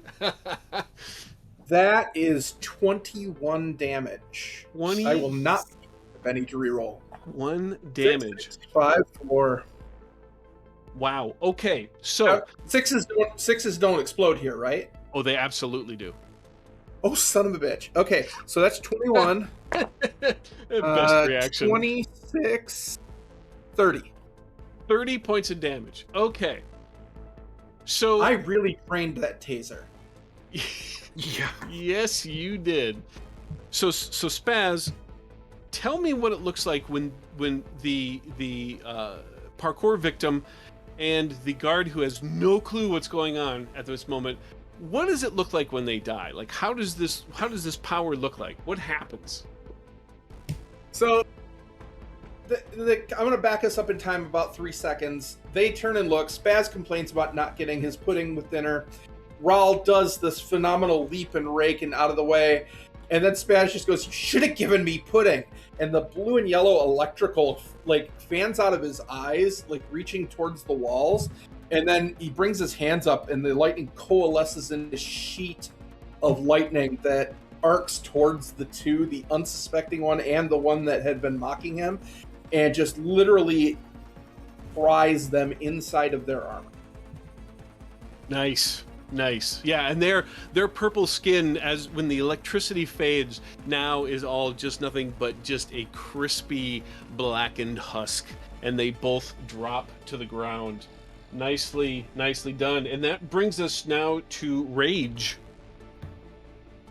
So I forgot at the beginning of the round, since I'm a light sword expert, I get to choose +2 to my attack or +2 to parry. So I'm going to do the +2 to attack. Okay. I'm going to look at the one that's standing there, and I've got the sword, the fake sword up. I'm like, probably shouldn't have given me electricity, now should you have? And I'm just going to rush him and just take a massive swipe at him. Nice. Make that your target's going to be his parry as well, and go ahead and make that roll, Okay. that fight and roll. Ooh, rolled 6 on the d6. Jeez, you Rolled a guys. 6 on the d6, so that's 12. Woo! That's 15. So 15. yeah, 15. That's a hit. That's a hit with a raise. I mean, it's multiple raises, but only one raise counts. So you're Right. gonna get an additional d6 of damage against this guy. Okay. So how much damage does a polymer sword do? I think since we had to come up with this whole replica sword idea, I'm gonna say, I mean, obviously it's still gonna do some damage because it's a hard object that you're hitting somebody with. Yeah. So, but they're not dumb. So they want it to be not something that's dangerous. So we'll just say it's just gonna be a D4. Okay. So it's your strength plus a D4. Okay. And Plus the then extra. just for funsies, and to mess with your code of honor, we'll do some sort of break roll after you hit them Okay. with it to see.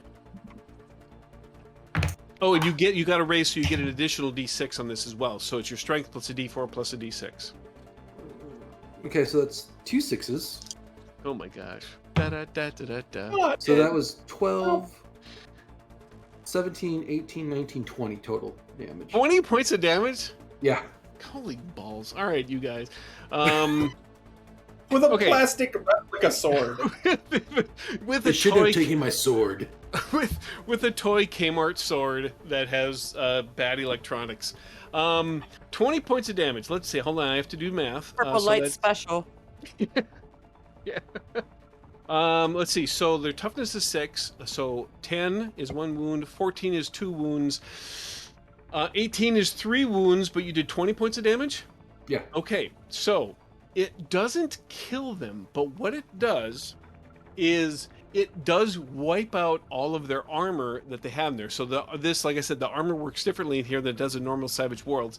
So this armor has an absorption factor of 3, which you just gave it 3 wounds. So essentially, you have removed all of the additional bonus that this armor can absorb. So the next wound is going to take care of this dude for sure. Okay. So but what does this look like though as you hit him with the sword? I just it was, you know, even though my nickname is Rage, I do enter fights fairly calm. That is the warrior's way. We leave emotion before the fight, and so it is just a very calculated strike, just straight across his chest, trying to crack that breastplate open. Nice, and it does. You hit it in like you're so in the zone, like your eyes just zeroed in on where exactly to hit that, and you did. You struck it clean, and you struck it perfectly, and it does. It like splits and cracks, and just like boom, it's off. And it just the breastplate part of that just splits right open, and he has this shocked and angered look on his face for sure. And I just kind of give him a half snarl and be like, "And you thought I was powerless." So he is now it's his turn, and Do the you want me Fentar. to roll for breakage? Oh yeah, breakage. Let's say, go ahead and just roll 2d6, add them together on we'll say an 8 or better. Roll a 5 and a 3. 5 and a 3. Okay, so it breaks. So as you come down, and you finish the strike, and you like bring it back up, you're holding the sword, and then the blade just kind of goes. And there's no refractory period for this blade, so it's going to stay in that position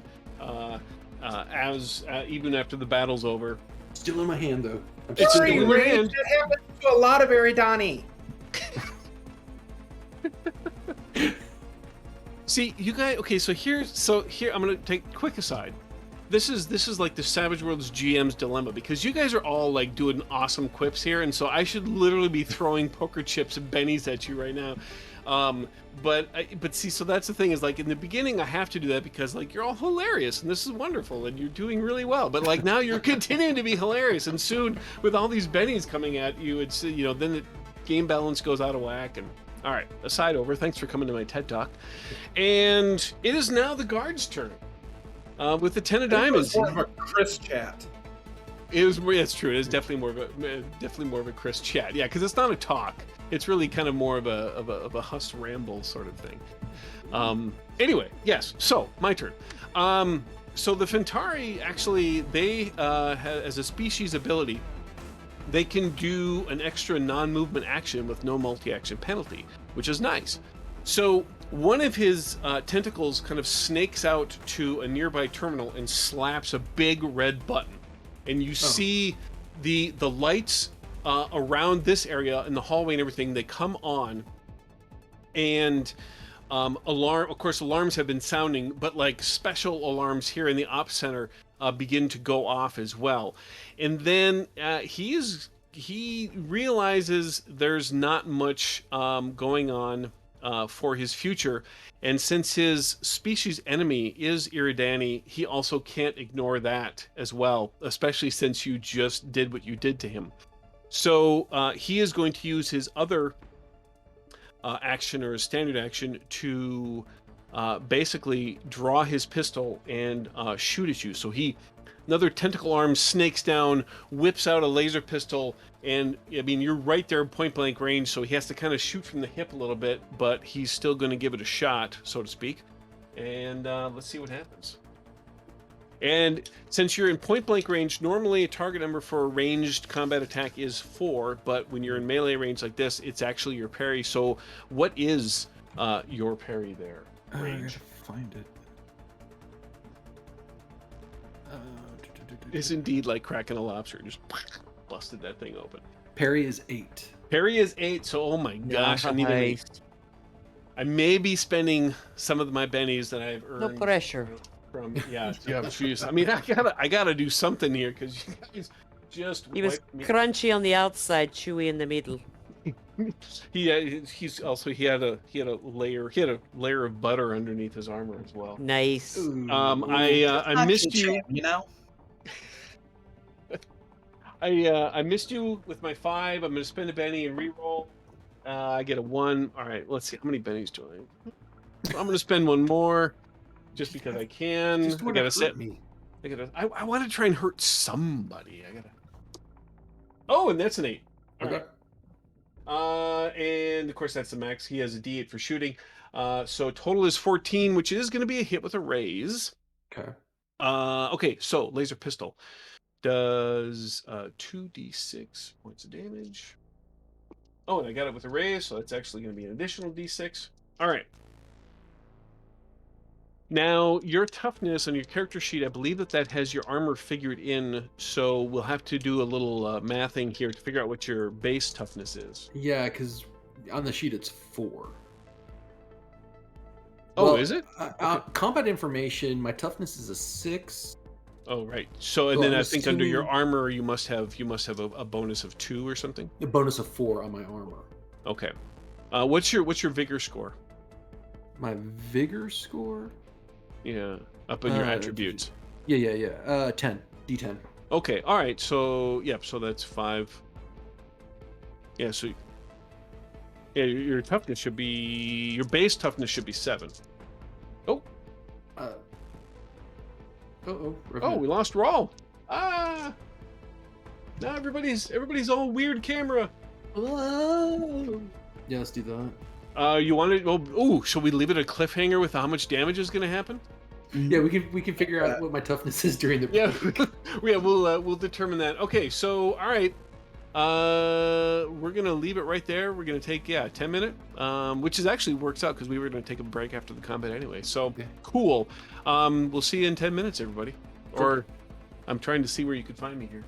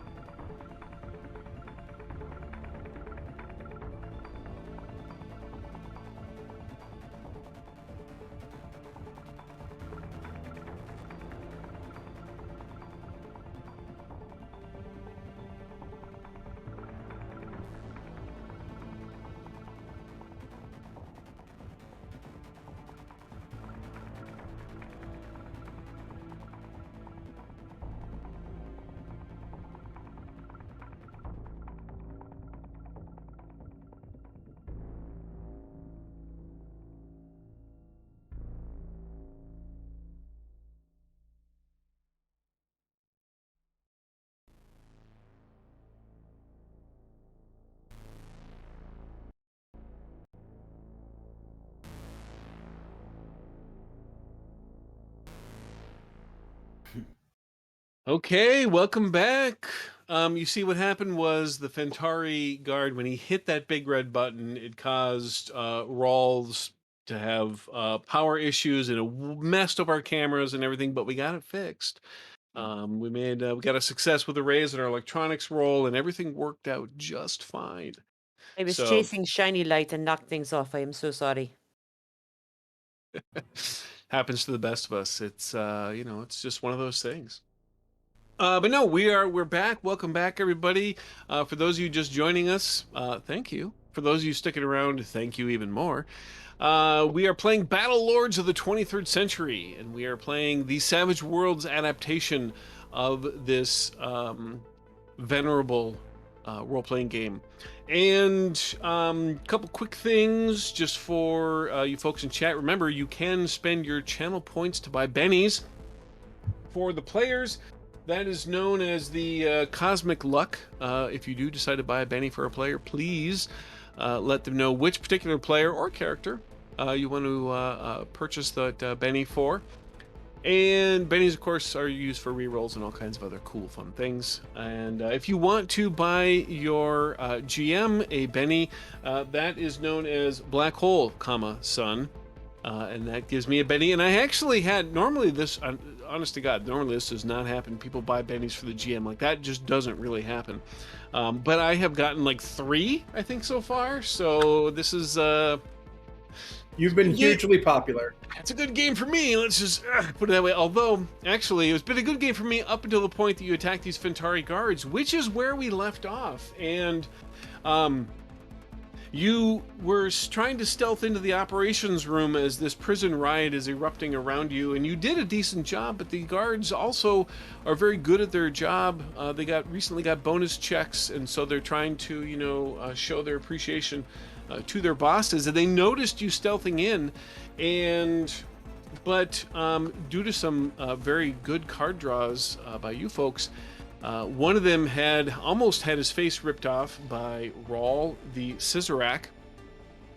But then before he could lament about the fact that some of his teeth were going to be missing and he was going to need to get expensive dental work, goodbye to that bonus, Spaz unleashed a tremendous amount of electrical power and fried 2 of the 3 Fentari guards, leaving just one to square off against the Iridani Swordmaster of Rage. Hold on a second, I gotta put the card where the right card goes. And you wiped out his armor with your sword, but broke your sword in the process, unfortunately, or your toy sword, I guess, in this particular case. And so we took the break at the time when the Fentari hit a big red button, which probably meant alert, and then drew his laser pistol and fired at you to do some damage. He hit you with a raise, which gives him an additional d6 of damage. This is going to go against your toughness, so we literally left off just before the damage roll. Right. And here we go. All right. That's really lousy damage for 3d6. So one of the things you can do in Savage Worlds with your bennies is you can spend them to reroll damage, and I'm going to do that just to demonstrate the rules here and hopefully get better results. Not that I'm trying to kill your character, but okay. That's definitely better. Okay, hold on. 10, 14. All right. So you have 16 points of damage coming at you. Okay, this is 6. Your toughness is 6, so 10 is going to be 1 wound, 14 is going to be 2 wounds, and then the additional 2 points aren't going to count for anything. So right now you have shaken and 2 wounds coming at you. Now, what you can do is you can spend a Benny to try and soak some of this damage, which I would strongly encourage you to do so. Yeah. This is one of the best uses of Benny. So you spend the Benny, make a vigor roll, and for each success and raise that you get, you're going to essentially dodge one of these wounds. Okay.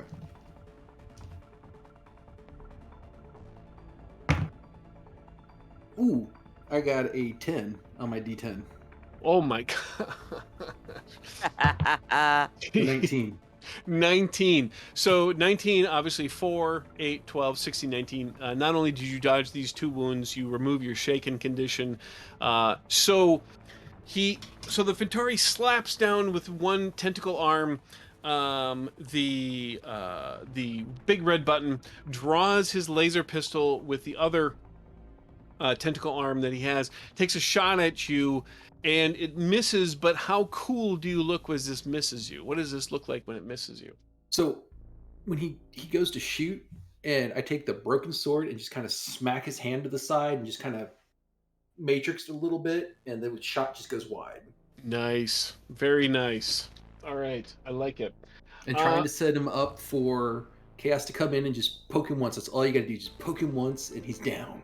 And there you go. And it is Chaos's turn. Chaos is going to finish out this round. So, Chaos, what do you want to do? This is the dude with the shades, by the way. This is the dude who's wearing your shades. Yeah, this is the dude. So, tell me, there are currently 2 guards that are down, correct? Correct. Yep. Do any of those 2 guards have a pistol that I could see, or a gun that I could see, or a laser? Pew pew. Yes, I mean they definitely are armed with laser pistols. To grab it though, to get there to grab it to shoot it, that would be a multi-action, which you certainly can do. And so I'd probably have you make an athletics roll to grab it, and then if you wanted to take a shot, that would be shooting. Both tests would be at a -2, but it certainly is obtainable. Because I'll put this kindly. Fighting isn't necessarily Chaos's repertoire. I do have a billy club. Is the dude with the shades, is his throat exposed when the chest armor broke open? Yes, absolutely. He's Okay. he's got like some sort of really bad touristy t-shirt on underneath it, like with just some, like some either a dumb slogan like "Kiss the Cook" or "No calamari for dinner" or something like that. I might steal the shirt too. Although too many armholes maybe. Actually, their species. Oh no, it's the Iridanes, who's their nemesis species. So all right, never mind. Go ahead. I think. Okay, so is the shooting ability just for shooting firearms, or is it for any ranged attack? Basically, it's for any ranged attack. So, and then now, if you wanted to throw the billy club, that would actually be athletics. Oh, that would be athletics. Yes. Okay. I think I'm going to excuse the cat. My athletics is 2 die better than fighting, so I think I'm going to. When I see the opening, when the gun goes wide after rage hits the arm and the arm goes wide, I'm going to try and hit it. Well, this would be a called shot, wouldn't it be? No, because if you just want to just hit him to do damage, then that's just a regular roll. For sure. I think I want to just hit him to do damage. Okay. Yep. So your target number on that would be a 4. Awesome. Okay, so that's athletics, so that's a D8 and a D6, and Chaos just kind of goes, ugh! Nice. and chucks it. And I'll be damned if that ain't a 6. Let's see what this do. 2, so that's an 8. So that's a thing but a raise. It is. Target number is a 4, so this is a success with a raise, so that's going to give you an additional D6 of damage. And so throwing the club, since you're not hitting super hard with it, we're going to say it'll be your strength plus a D4 plus a D6 for the throwing damage on this. So strength die, and then a D4 die, and then another then, D6. Correct, and all that gets added together. Perfect.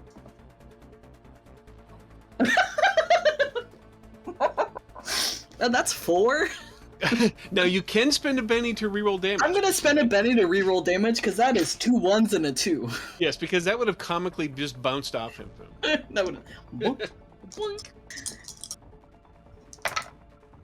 That's a little better. So that is 9. 9 total. Yes, 9 total. Okay, all right. So there is justice in the universe apparently. So this guard gets to live for one more round. So here's what happens. So his toughness is 6, and hold on, doing math here. So his toughness is 6. So 4 more points of damage would have caused him a wound, which would have been 10.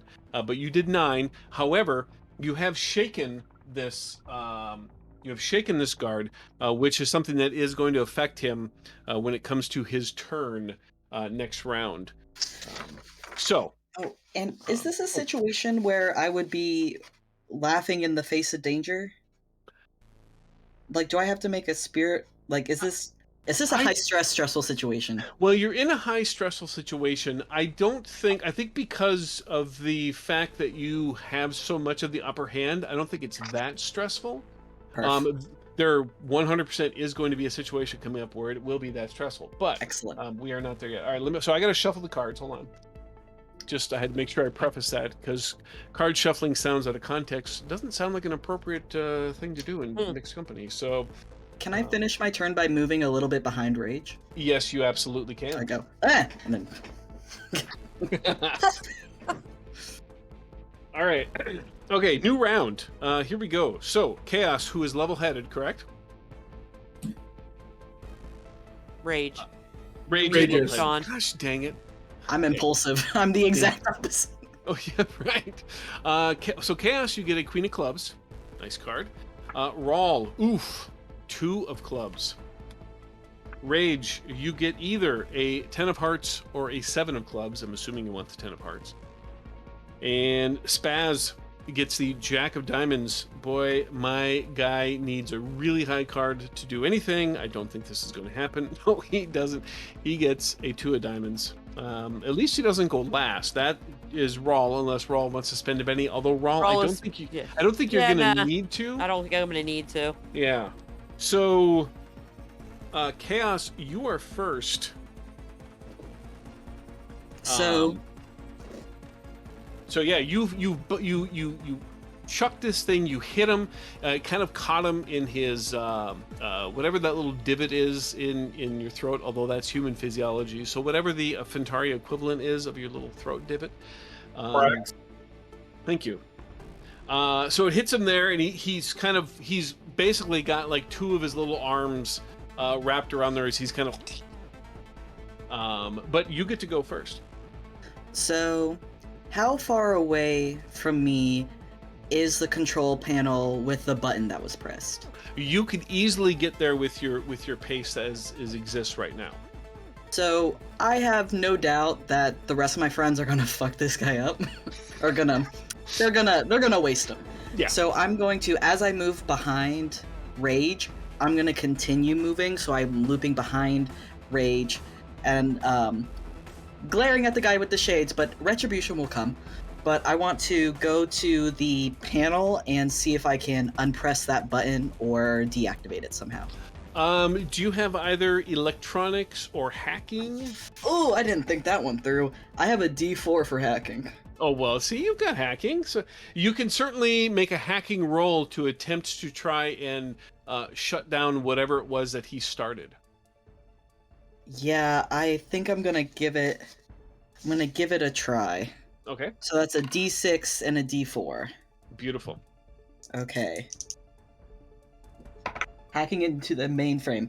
Okay. I got a 5. You got a 5. All right. So you kind of have to maybe lift a panel or access a keyboard or something, but you can see there's a number of things that are blinking around there, and you at least get them to stop. You're not sure exactly what this is. You hadn't quite figured that out, but whatever it was that he started, you've stopped it. Yeah. So well done on that. Next up is Spaz. I'm going to take a look behind us in the hallway. Do I see any reinforcements on their way? Make me a notice check. Okay. I have noticed that is... Hey, look, a D6. I've been rolling a lot of those tonight. And really well, I might add. Well, for all of you, for that matter. I'm going to use this last Benny. I'm out of Bennies now, but I'm going to re-roll that because that was a 3. Okay. And that's slightly better. That was a 5. 5.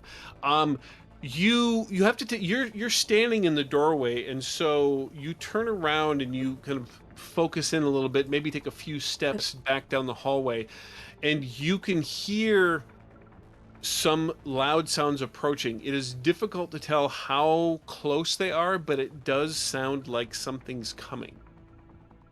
Okay.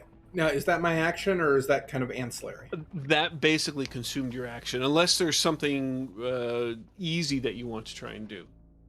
I would like to step inside the room and shut the door.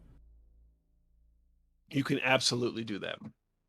Cool. Okay, and you do so. All right, that brings us... And I go, company's coming. Nice. And that brings us to Rage. Oh, you're muted.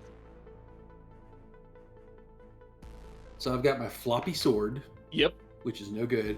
So I'm going to toss it There to is- my other... There is a Okay. billy club nearby, by the way, that has bounced off and is landed by your feet. But I want to use something that we established early on. I'm going to look at him, flash my hand out, and I've got Rawl's claw tips Oh, yeah. on my finger. So I want to do a swipe at his face, but I want to do something very cool. Okay. When I do that swipe, I want to like scoop the glasses off at the same time and throw them to Chaos. And if I need to spend a Benny to do that, I will, because that is just too awesome. You don't need to spend a Benny right now, but I Okay. fucking love that idea. So yeah, make me a... this is definitely fighting, because you Mhm. can just get those claws right out. Your little cat claw shivs. All right, let's see here. I'm gonna re-roll this. Okay. It was too low. That's better. 7. 7 will hit, so that will just be base damage, which is fine. Well, let's see. We gave your claws roll what, strength plus d6, I believe, right? So since this doesn't have the full effect of that, we'll say that the cat claw shiv is your strength plus d4. Strength plus D4. Cool.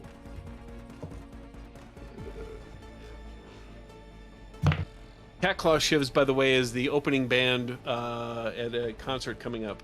Whoever, Chad, I want you to come up with the band that they're opening, that Cat Claw Shiv is opening for. Spending a Benny to reroll. Ooh, okay. That was 2-1. A 1 and a 2 was pathetic. That's horrible. That is a little better. That is an 8. An 8. Yeah. All right. Okay, so here's where initiative card stuff becomes important. He was already shaken.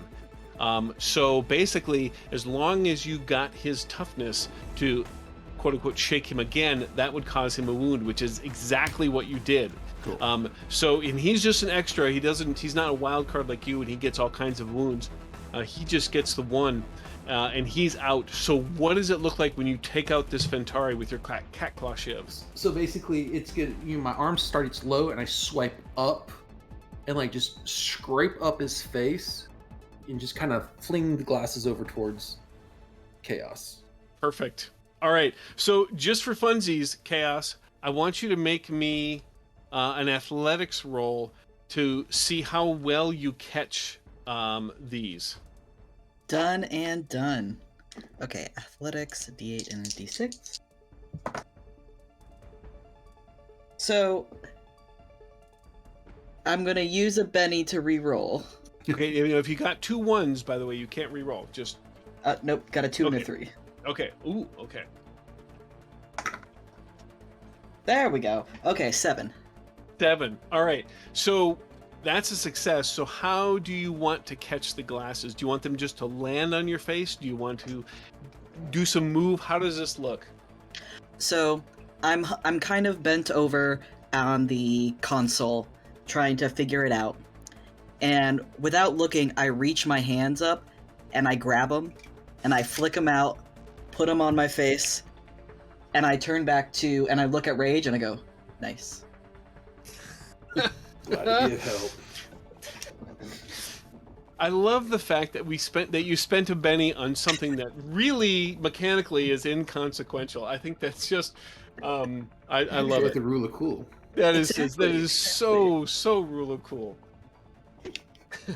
Literal dog. We have literal dog water and Queensryche for band choices.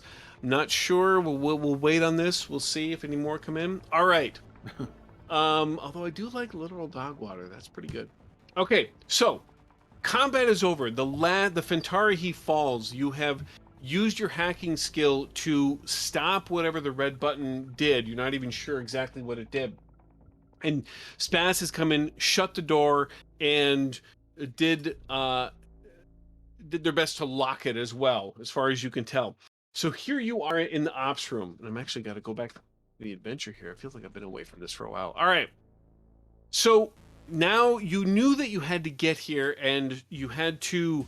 This was going to be the key to your ticket out of here, whether it was going to be using the security cameras to figure things out, or whatever it was. This is where you had to get to launch the next part of your plan. So we're actually going to jump right into, and this is another Savage Worlds rules subsystem. It's known as a dramatic task.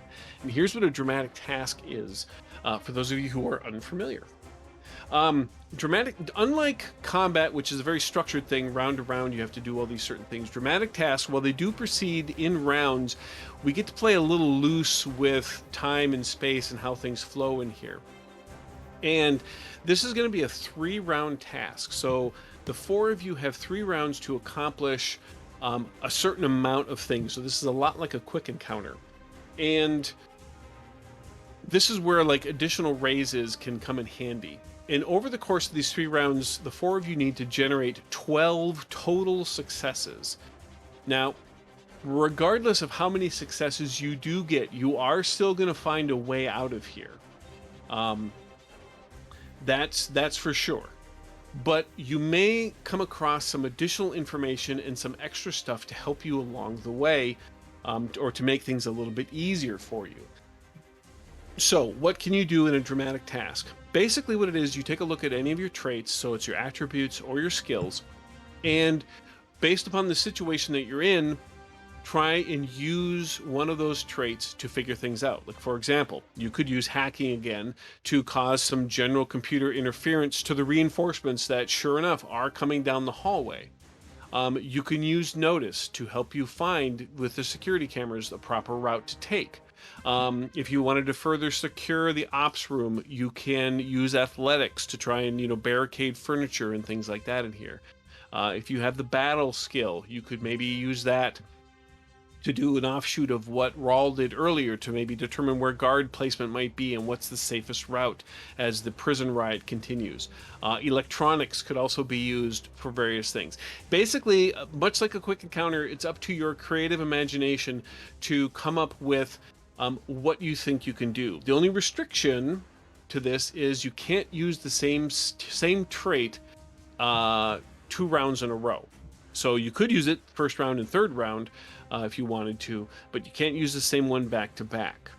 And then also, I am going to draw cards for everybody. You can go in whatever order you want, but if you get a club, that represents a complication. So whatever you do that round, there's a -2 penalty. You do not have to take an action if you don't want to. So if you get a club, you could just say, I'm just going to stand there this round and do nothing, and then you don't suffer that. You're only going to lose successes if you roll a critical failure, but otherwise you're going to get something or not get something. So, does that make sense? Any questions? We're all good? Okay, so we're moving right in the dramatic task. So the door has closed. Spaz has closed the door and has locked it as far as you can tell. You can see in the distance, because the lights are on now, you can see guards approaching. So, they're going to be trying to do what they're going to do. You've got all the security camera footage, and you can see the prison riot growing and expanding, and it's really becoming a problem for sure. So, let's draw some cards and let's do this task. Chaos, just get a 3 of diamonds. And again, you don't have to go in initiative order. But if you do get a joker, you still get the joker benefits. Nice. Rawl, 8 of hearts. Nice. Rage, ace of spades. Ace of spades. And ace of clubs. For Spaz, so Spaz, you did get a club, which is going to be a complication, so you would be at a -2. Now, before Doesn't we... Rage get 2 cards though? Damn it, No, that's Rage only in gets 2 combat. cards. Thank you. Why? Or is that only in Why? combat though? No. You're level-headed, so it still counts. So Spaz cool. just got spared that ace of clubs. Thank you for doing that. And Yeah. instead gets 2 of spades. So no complications this round. Nice. I did forget, first of all, because you did so well in that combat and you did a tremendous amount of cool shit. Everybody gets a Benny. Cool. Definitely need that. No kidding. And so if we want to go in initiative order, Rage, you would be going first with your ace of spades. But again, if somebody has an immediate idea that they want to try and do, that's fine. If you are kind of stuck and you're not sure, I'm more than happy to give some suggestions or something to key off of. There's not a lot I'm going to be able to do electronic wise because Okay. I'm like D4. Right. So I would probably try to find something heavy to push down in front of those doors. Excellent. So do you... Let me ask you, and I'll give you the choice. You can either actually, look... before I say that, Yep. is that the only way in and out? There is another door on the other side because obviously I have to give you some sort of escape route here. Right. That's So, but this one side is the only side that guards are coming from at the moment.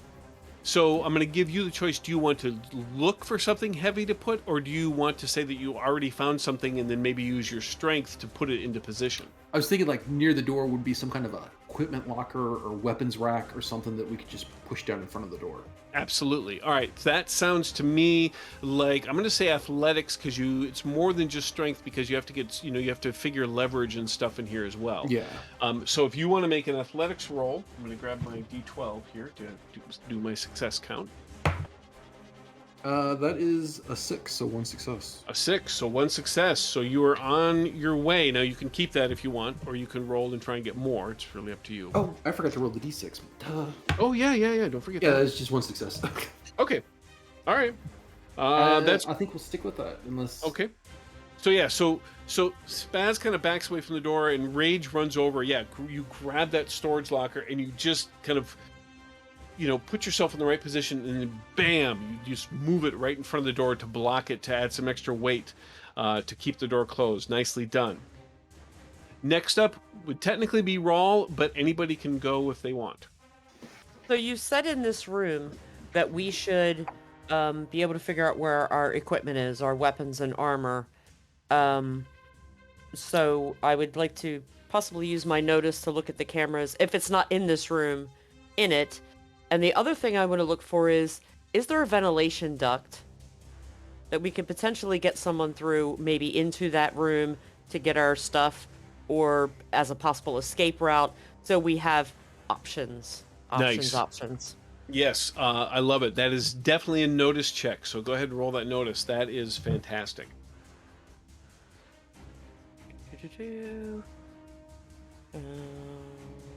Oh, and looks like Raw. Looks like you're going to get a Benny from chat. That's just amazing. Thank you. Yeah, and I'm going to use one now because I got a 3 and a 4, so I'm going to try and roll that again and see what happens. All right, you at least have a success with that 4. But this time, I have a 7 and a 6. So I think I will roll the 6 again. Oh yeah, because that aced, yes. 6. Oh my word. 5, so that's 17. 17, so that's 4, So that's 8, 4. 12, 16. You just got 4 successes, which jumps your total up to 5. So basically, everything that you wanted to notice, you have noticed. In fact, not only did you look at the cameras and okay, here's a route we could take, you also had time, because you're a cat and you're parkouring all over the room, you Totally am. you're able to see, we could also use, if guards come from the other side, we could totally take the air vents out of here and do this if we wanted to. And then your high vantage point up there as you're clinging to the air vent and looking upside down. With every pass, I'm going to make sure that my tail rubs across every person, especially my buddy Spaz. Like, just right across the head, across the top of your head. I'm not going to try to get it in your face. Rub it across the shoulder. As I go past Chaos, I'm going to use it to wipe the squid slime off the glasses, and then flick that off on the dead squid, and keep parkouring around. I'm like, look, we got this here, we got that there, we have that there, we have this here. We are ready to go. That's I really awesome. hate it when she gets the zoomies. It's, I've been pent up in cage. I am not meant to be in cage. Must I have know, been- but you do it every night. It's hard to sleep. Oh, I Zoomies have must to have get been down hell to in that shore. little cell. Yes, and I need to get down from here now because your head is very shiny, and I want to and I don't want to hurt you. Excellent. Okay, so the last thing that you notice as you're hanging, I'm imagining you hanging upside down from the air vent as your tail is swishing and you're looking upside down. You spot a series of caged, almost like footlockers across the room, and in those footlockers is all of your gear. All of your stuff is there. Our shit! Rage! Grab our shit! Okay. Also, Rueworks got every player a Benny. Love you, Rue! Thank And, Love you, Rue. and she also got me a Aw. Benny. So thank you, Rue. Not so much love, but okay, thanks, Rue. Just the best. Aw. All right, that was awesome. You're 5 out of 12 successes. You guys are killing it right now. Chaos, you are technically up next, unless Spaz, you have an idea that you just can't wait. So, Chaos, go. so quick question, quick cue. The console in front of me, is it a installations counter intrusion system? Sure.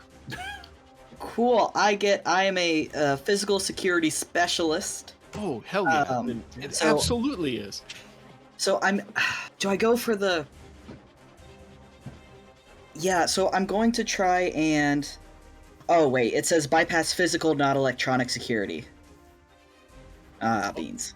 Oh, you know what? Yeah, you know what you could use that for? You bypass physical security. Is that what you just said?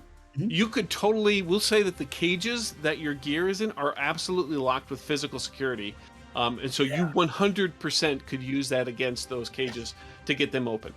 Yeah, I want to go get our shit and then toss it out to everybody. So would that be a thievery? That sounds like that to me. Yeah, Very yeah, 'cause you're thiefy-like. picking the lock, so yeah, absolutely. Like I take some wire, some random metal from the shattered and sundered armor that's just everywhere. Get a little makeshift pick set. Nice, I got an 8 on the D8.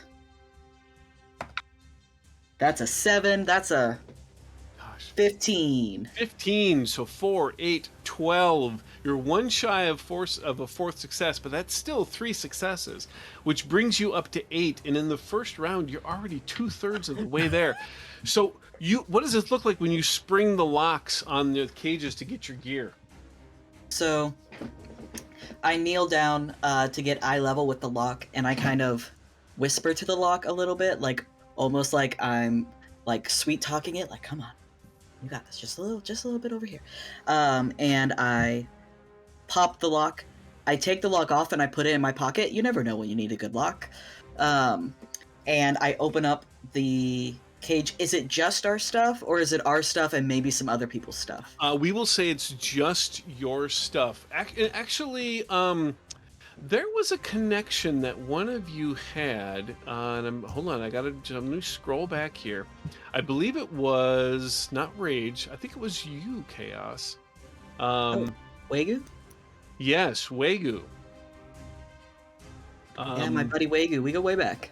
Yeah, you find some of his gear as well. Wagyu's here. So I toss everyone their stuff and I grab Wagyu's stuff. And I say,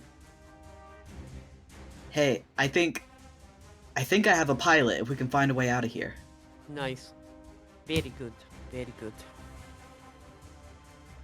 All right, and that brings us to the end of the round with Spaz. Spaz, what are you going to do? I think since we know people are coming, I have I have two questions for you. Okay. One, I have a matrix called Damage Field. How big is that? Damage field. Let me just see if I have. Doesn't Here we look go. like it's in the QSR. Right. I know it's from the Savage Worlds core rules. I've got it right here. Oh. Creates a dangerous aura around the recipient that harms foes foolish enough to get too close. At the end of the affected character's turn, all adjacent being automatically take 2d4 damage. So it's something Okay, that so you it's put like, around somebody. okay, never mind. Okay, that changes what I was going to do. I'm gonna see if I can sweet talk this computer system into, or like the camera system, to see if I can find us the quickest way out of here to like a space dot, like a shuttle launch pad or something like that. Excellent. Does that sound? Was that you have what skill do you want to use? It? Do you have computers or do you have hacking or what have you got? I don't have a lot, to be fair. Is there a way I can just use smarts? You know what? Academics. You know what? Let's do smarts. I'll give you a -2 on the roll because you're kind of going from your species background and how this might be structured as opposed to how the Fentari might do it. But yeah, smarts 100% will work. Makes sense. All right, here we go. That's not a bad roll. One more. Couldn't I gotten one more point? Seed explode. So that's a 9 -2 would be a 7. 7, which is still a success. So that'll bring you up to 9. You're all doing like fantastic. Yeah, so you're able to. It takes you a moment. It's one of those whole. This is a Unix system. I know this. Moments where you start navigating through there, and yeah, you're able to actually find quite a number of interesting pieces of information, which we'll get to here in a little bit. But you do actually find what is essentially equates out to about 2 different routes, which we'll cover here at the end of the task.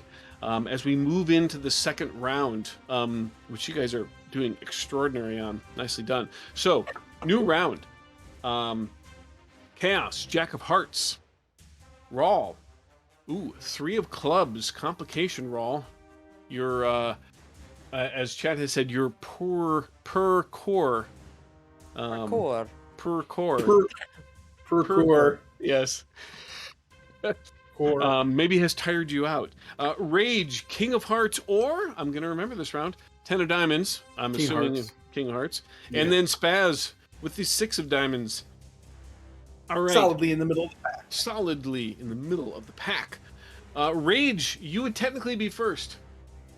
So, before you start, boys from the Baltic Star just rated with 12 people. Holy cow! Welcome, guys! folks. Yay! Shields up, raid. Nice. Hi everybody. Just you raiders coming in.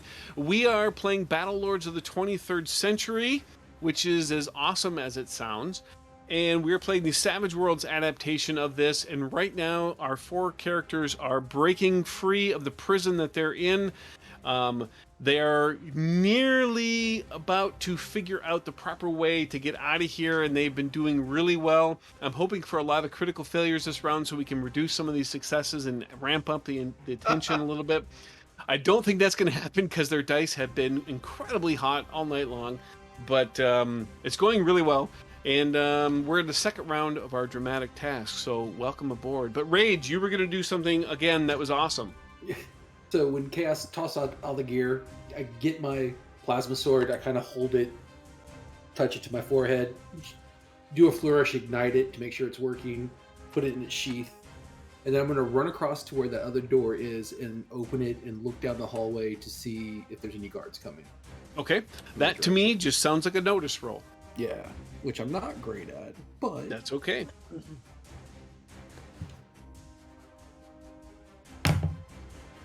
That's one success.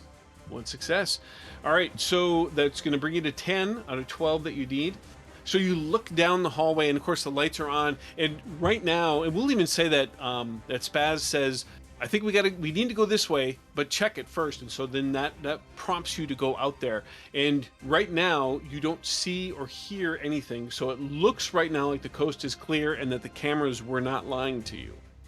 I mean, looks like the coast is clear from this way, and there's nothing on radar. Not that I have radar, but you know what I mean. Gonna put your putting down. All right, Chaos, you are next with the Jack of Hearts. All right, so I put all my stuff on. I like grab Wagyu's stuff, and I want to. I immediately want to do something with my items now that I have them, but I think what I'm actually going to do is, I want to try and fuck with that console again and try and see if I can find and open Wagyu's cell, if Wagyu's here. Ooh, okay. Yeah, that definitely sounds like hacking. All right, so that's hacking, and so that's a D4 and a D6. So I come up next to Spaz and I go, "Excuse me, just a moment. Just gotta do some." Please clear my browser history. My browser history. Please clear that. I'll blast your cache. Don't worry. Oh my God, Spaz, what are you looking at the porn? Oh, So that's a 1 and a 2. So that's not a critical. Ooh, so close. So close. I am gonna spend a penny to re-roll that. Okay. That's a 4 and a 1. A 4 on the D4. So I'll roll that one more time. Nice. This could be it. That's another 4. So that's 8. Let me roll it again. And that's a 1. So that's 9. 9, which is 2 successes, which gets you to 12. Can I say something over the intercom to Wagyu? Oh, you could say whatever the hell you want, man. Let's see. So it goes. Boop. Hey, love. This is Chaos here. We're making a bit of a leaving. So if you want to come join us, that would honestly be lovely. And I have all your shit here, and come to the ops room if you'd want. You know, no pressure. No big deal. Whatevs. And then I. Oh no, I just Okay. had this vision of Wagyu outside the op store trying to push it open, and there's just that rack in front of it. He's like, Oh, that's a good point. Oh, I'm here, but I go back on the intercom. Go the long way. Go the south way. so you're gonna make Wagyu John McClane through the through the vent. Through the vents. Mhm. Yeah. Yippee ki That'll be fun for a FOT to do. Oh my God, yes. He's gonna have dust bunnies on his ears, and that's just amazing. All right. Now, technically, y'all have made 12 successes.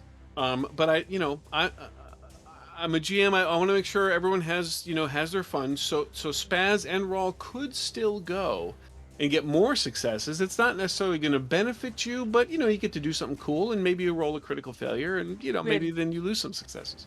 I have complication, and because we are fierce warriors known for being possessed of superb agility and hunting skills, my equipment is here, and I must take this time to put it on to make sure that I am ready for the battle. So Nice. that is where my distraction comes from. So unfortunately, I will not be able to add success this round. Okay, that's perfect. Spaz, did you want to do anything this round? You don't have to, but I want to give you the option.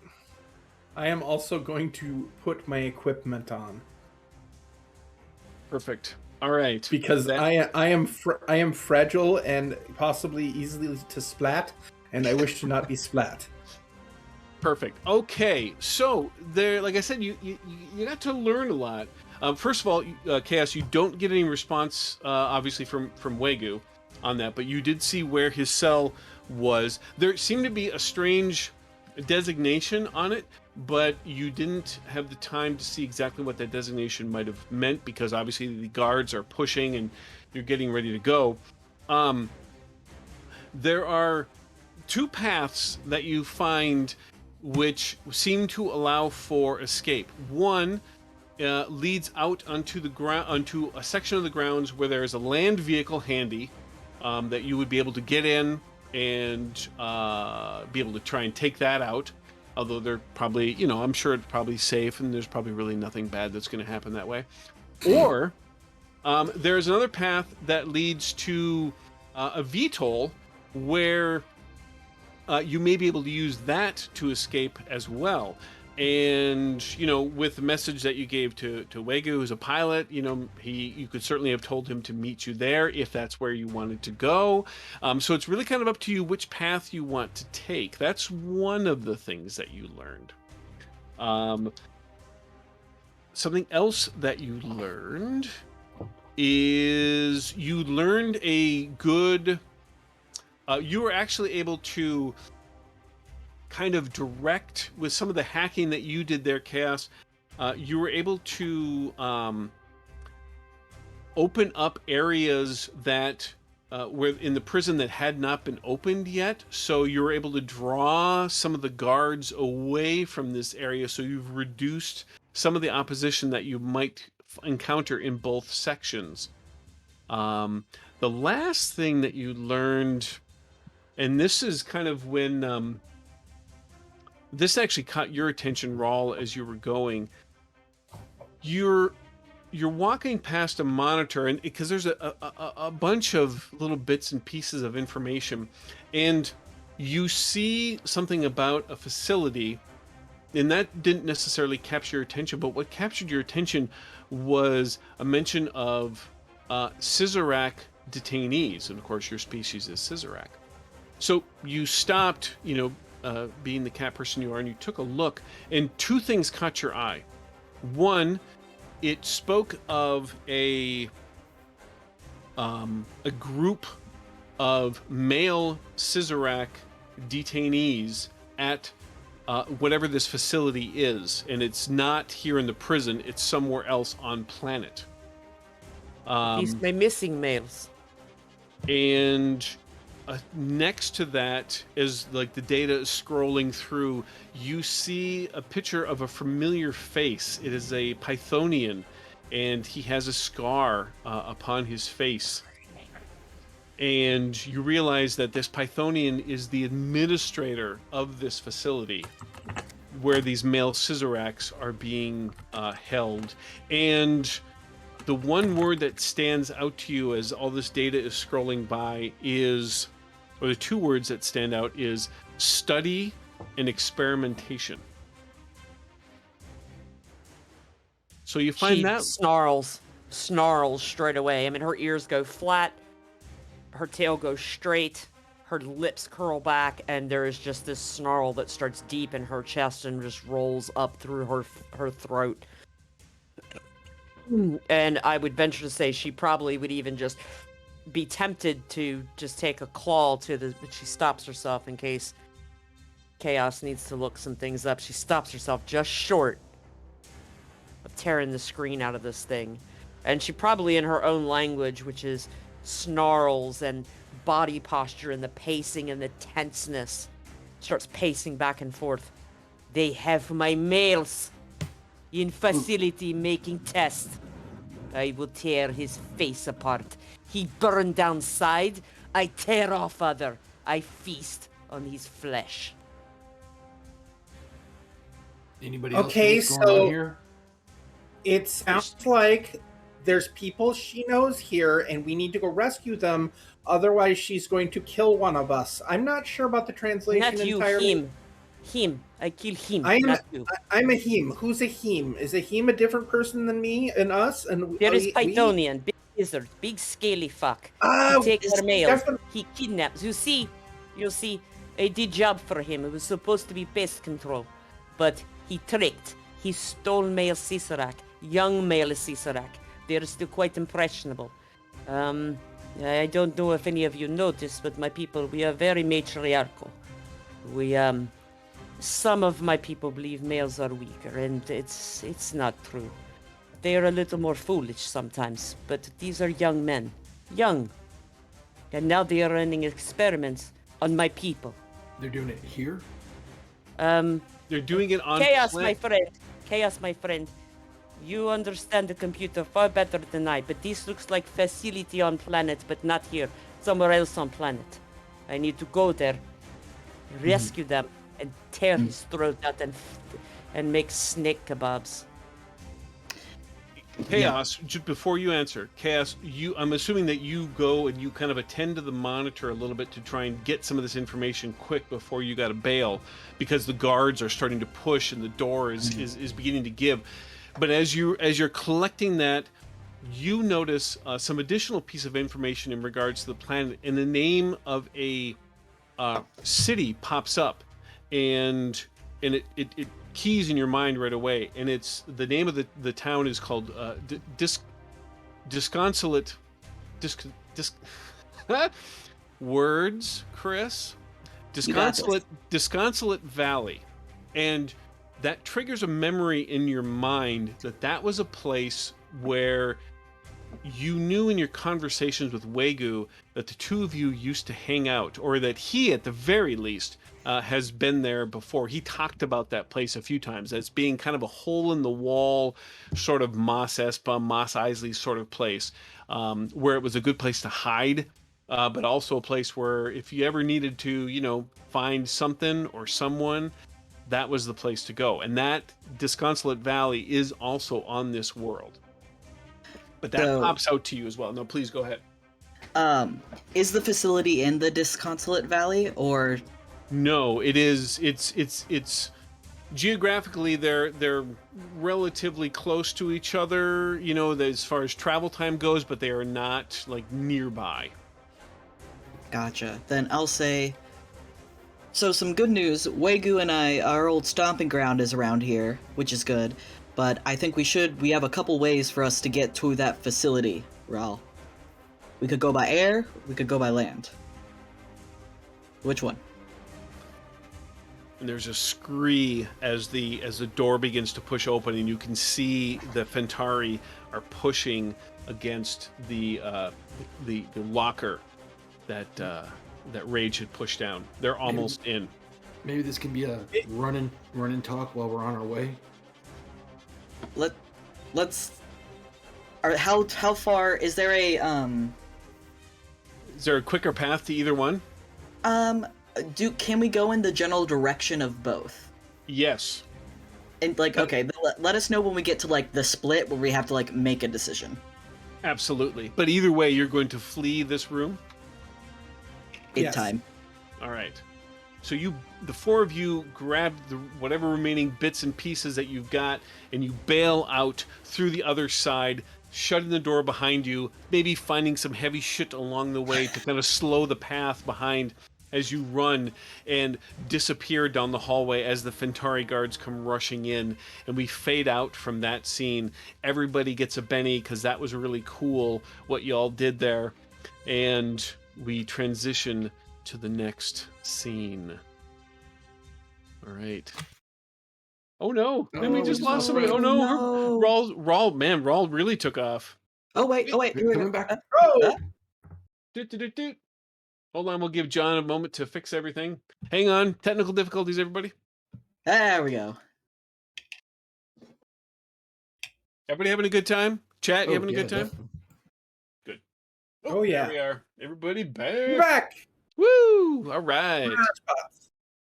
Nice. Nicely done. Okay, so the question I have is, which route are you going to take? Are you going to go for the land vehicle, or are you going to go to where the VTOL is, the helicopter? We're not sure Wagyu's going to be there. Can any of us fly? I don't think so. Flight is just a function of physics. I mean, it's easily enough. You lift and thrust. It's how hard can it be? Pilot, Spaz. Can you pilot? I mean, I played Flight Simulator 800. Oh god. Listen, I know a lot about lifting and thrusting and things being hard, but I definitely don't know how to pilot this machine. I got to give you a Benny for that. I'm sorry. I just it's kind of a. Okay, then I guess we should probably take the ground one because driving, that's just kind of pointing and turning. Can you point and turn? And honestly, if we want to sorry.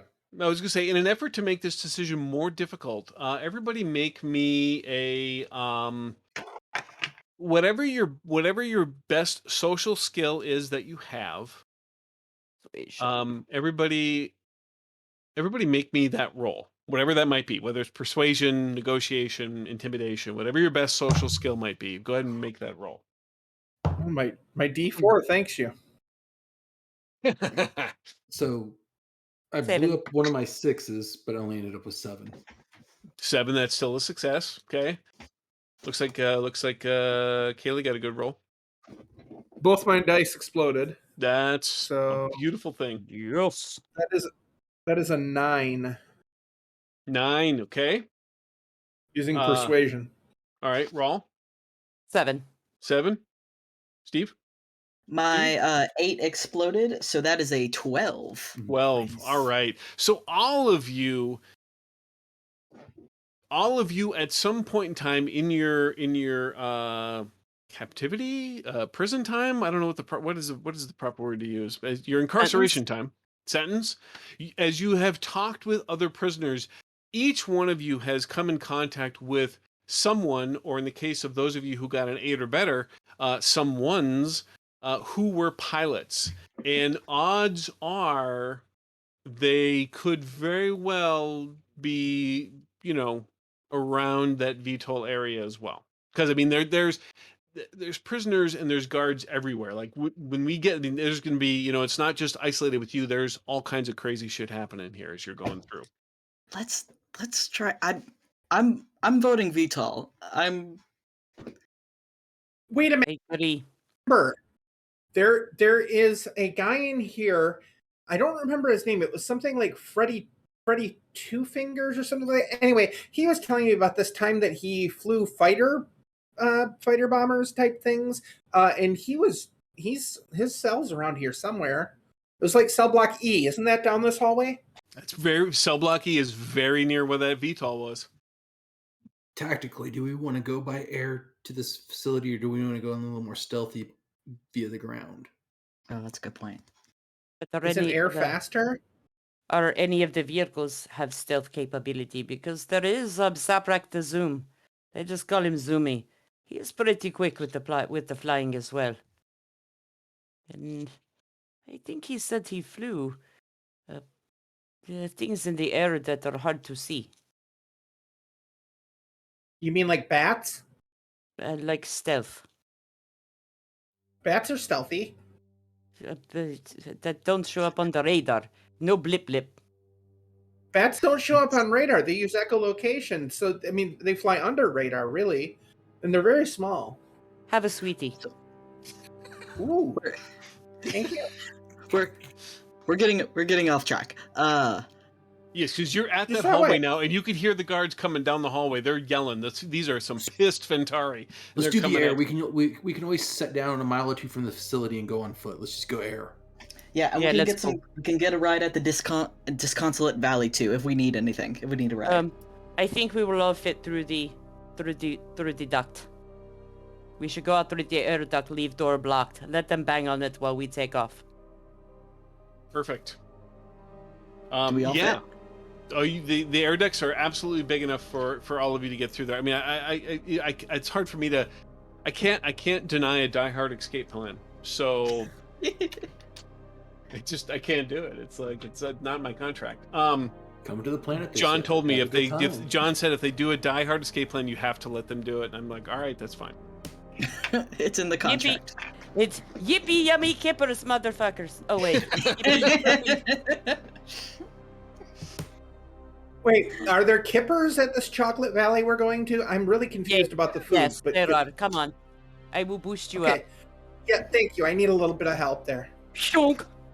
All right, Can so I- you climb up into you get to the decision point, and you realize, we could take the air vents, and you climb up in the air vents, the four of you, and you worm your way through, and you've got your Zippo lighters lighting the way through as you're climbing and crawling through. And your path eventually takes you out, and you come outside, and it is a scene of just utter I keep wanting to say chaos, but I can't. It's a scene of just utter disorientation. I don't know, just mayhem. That's the word I'm looking for. Mayhem. It's utter mayhem.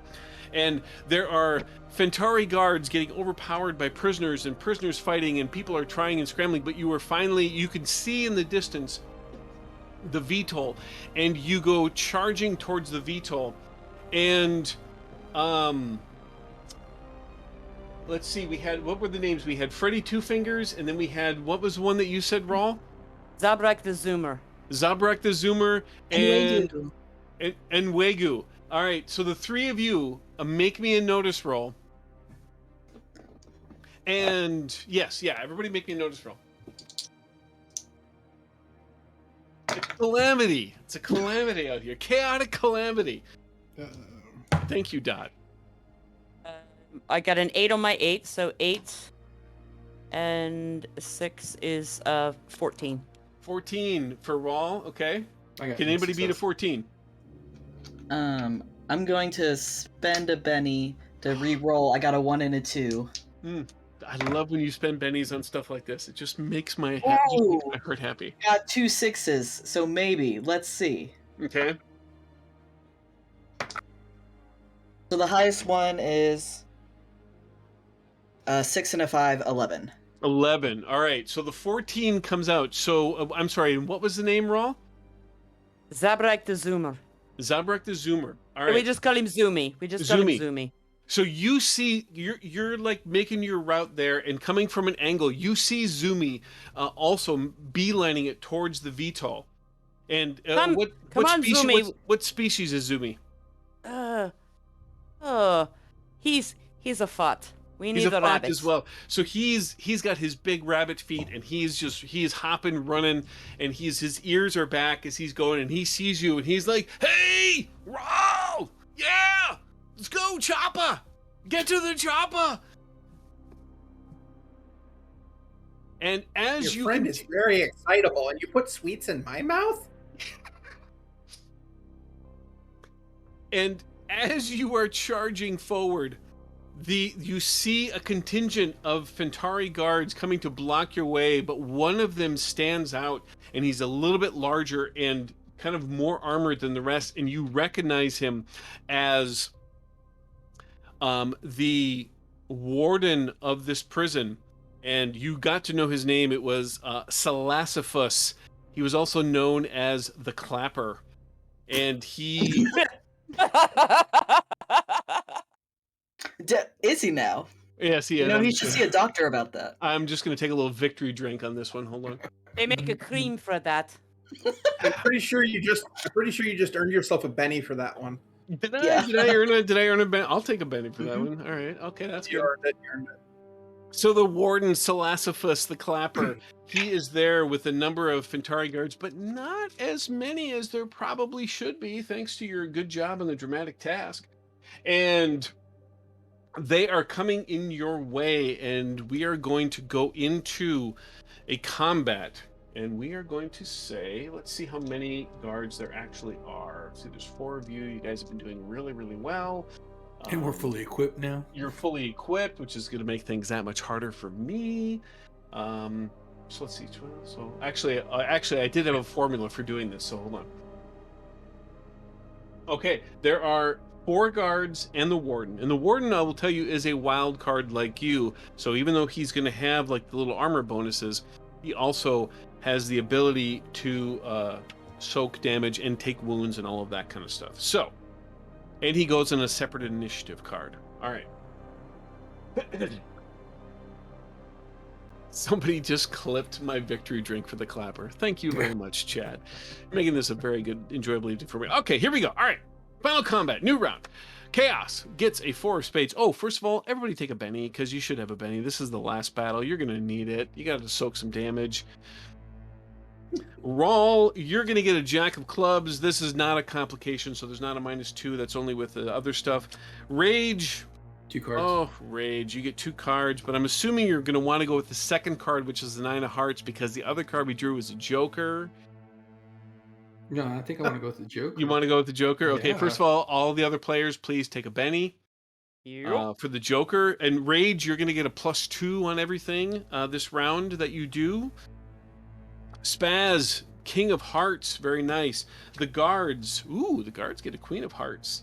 And this. Okay, quick Huss aside, not Huss speak, not a TED talk. This is also where I fail. Like my bad guys always just get the shit. So my guy's got a 4 clubs, which basically puts him last in this round. And because I'm a cheap son of a bitch, I probably won't spend a penny for him to get a better card. But you know, that's the way it goes. And plus, you know, he's got a condition, so his armor is making clapping noises as he runs. Well, you should stop Lights are visiting turning the on and off pastor. all over the place. I'm assuming everybody but Chaos doesn't want to take try and get a better card. But Chaos, again, you don't have to. Did you want to spend a penny to try and get a better card? I mean, Queen of Hearts is going to be pretty tough to beat, but you are going before the Warden. Yeah, I think I'm satisfied with going before the Warden. By a little bit, but still going before. Still going before. That's right. Still first. Okay, sweet. All right, so technically, Spaz, you're going to be first with the King of Diamonds, but Rage, you can go whenever the hell you want. You can go. But yeah, but Spaz, you are first. I'm gonna try and set you up here. Okay. So Spaz they're kind of like coming at us in like a flying V formation. I think Yeah, you said. pretty much. Yeah, they're basically. I mean, they're stopping enough because they've got ranged weapons that they want to use. So. Okay. Spaz kind of like sees this, stops and says, "All right, I think I have an idea. This is gonna hurt a little. Hold on." And I have a question for you, Yeah. Chris. You bet. So I have I have something about I can take fatigue to amp my my matrices. That sounds like, yeah, like you could probably use take a level of fatigue to like do a power up on them. But you, Yep. where are your power points at right now? I am at 7. At 7? Okay. I mean, are they at max? Your max is 10. My max is 10. Yeah. Okay, I will say that probably it has at least been an hour, so you're going to be back up to 10 because you gain like I think you gain at least like 5 back an hour or something like that. So you are back up to max. But yeah, so if you get down to nothing on your power points, then you could use fatigue to still do. You could take a level of fatigue and then go ahead and use some of your powers still. Gotcha. Okay, that makes sense.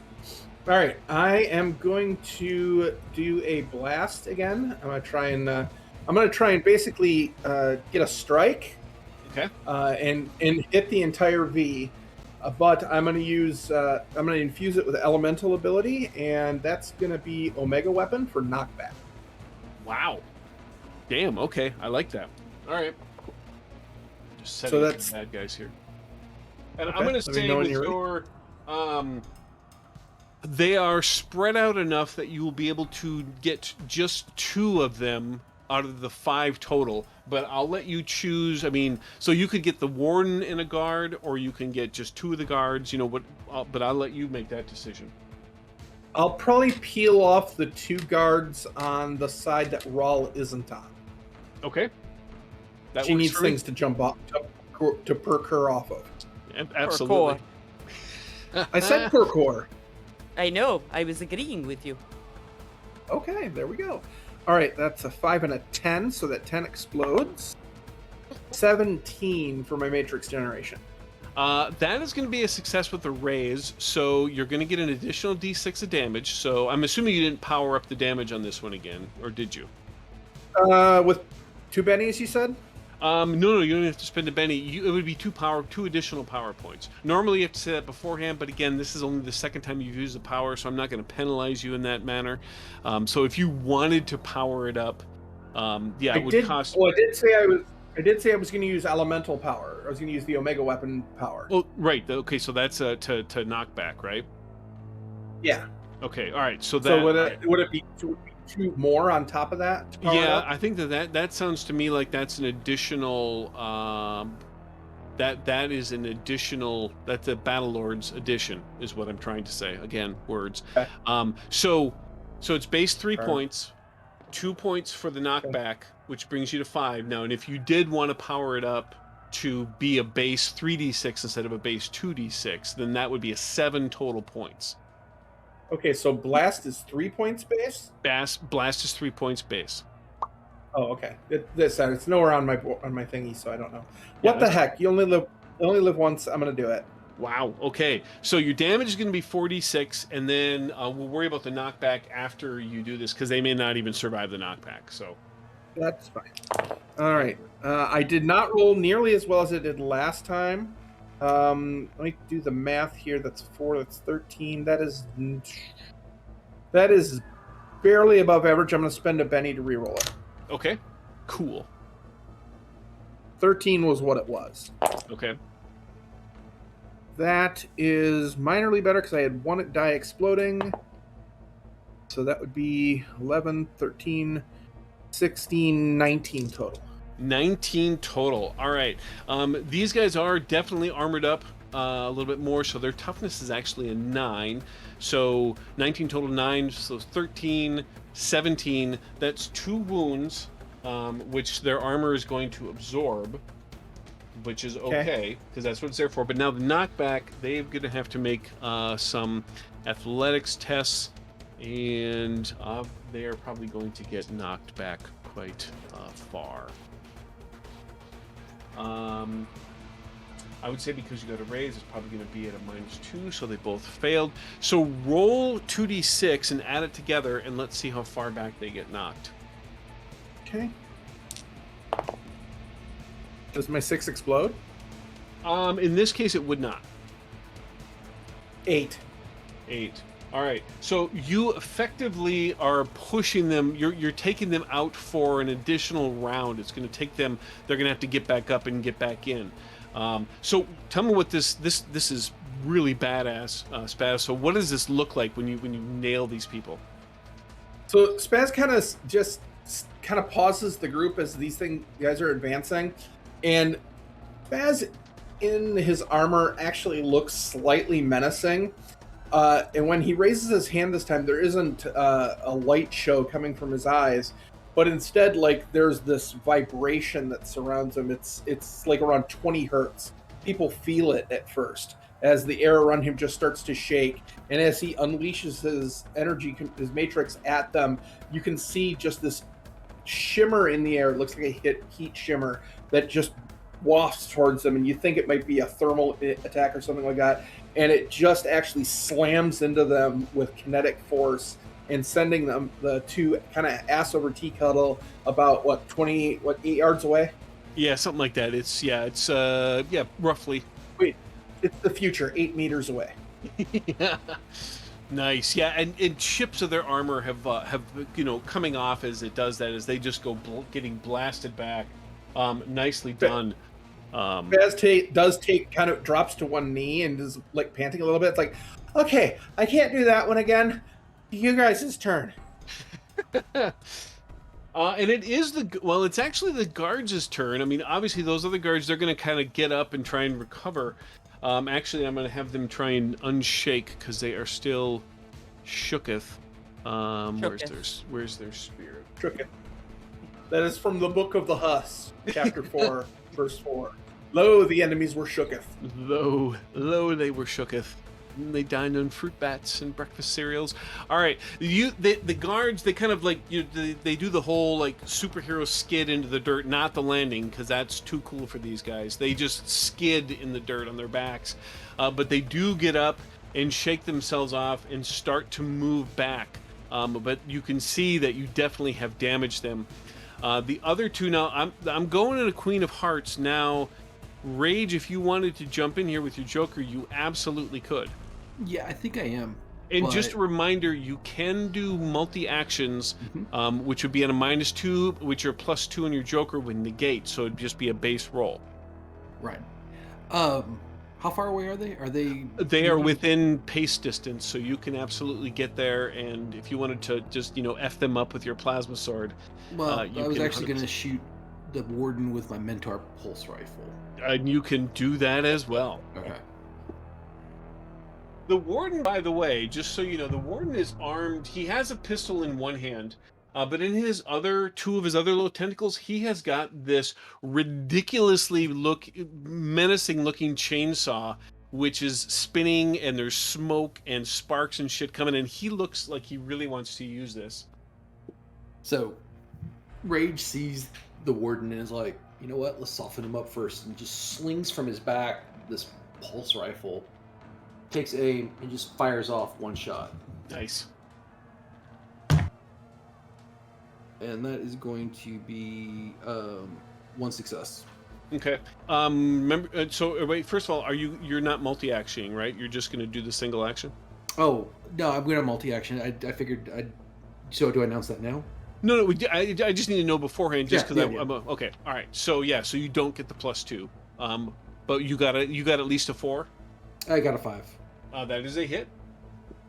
Okay. Roll that damage. So that's going to be 4d6.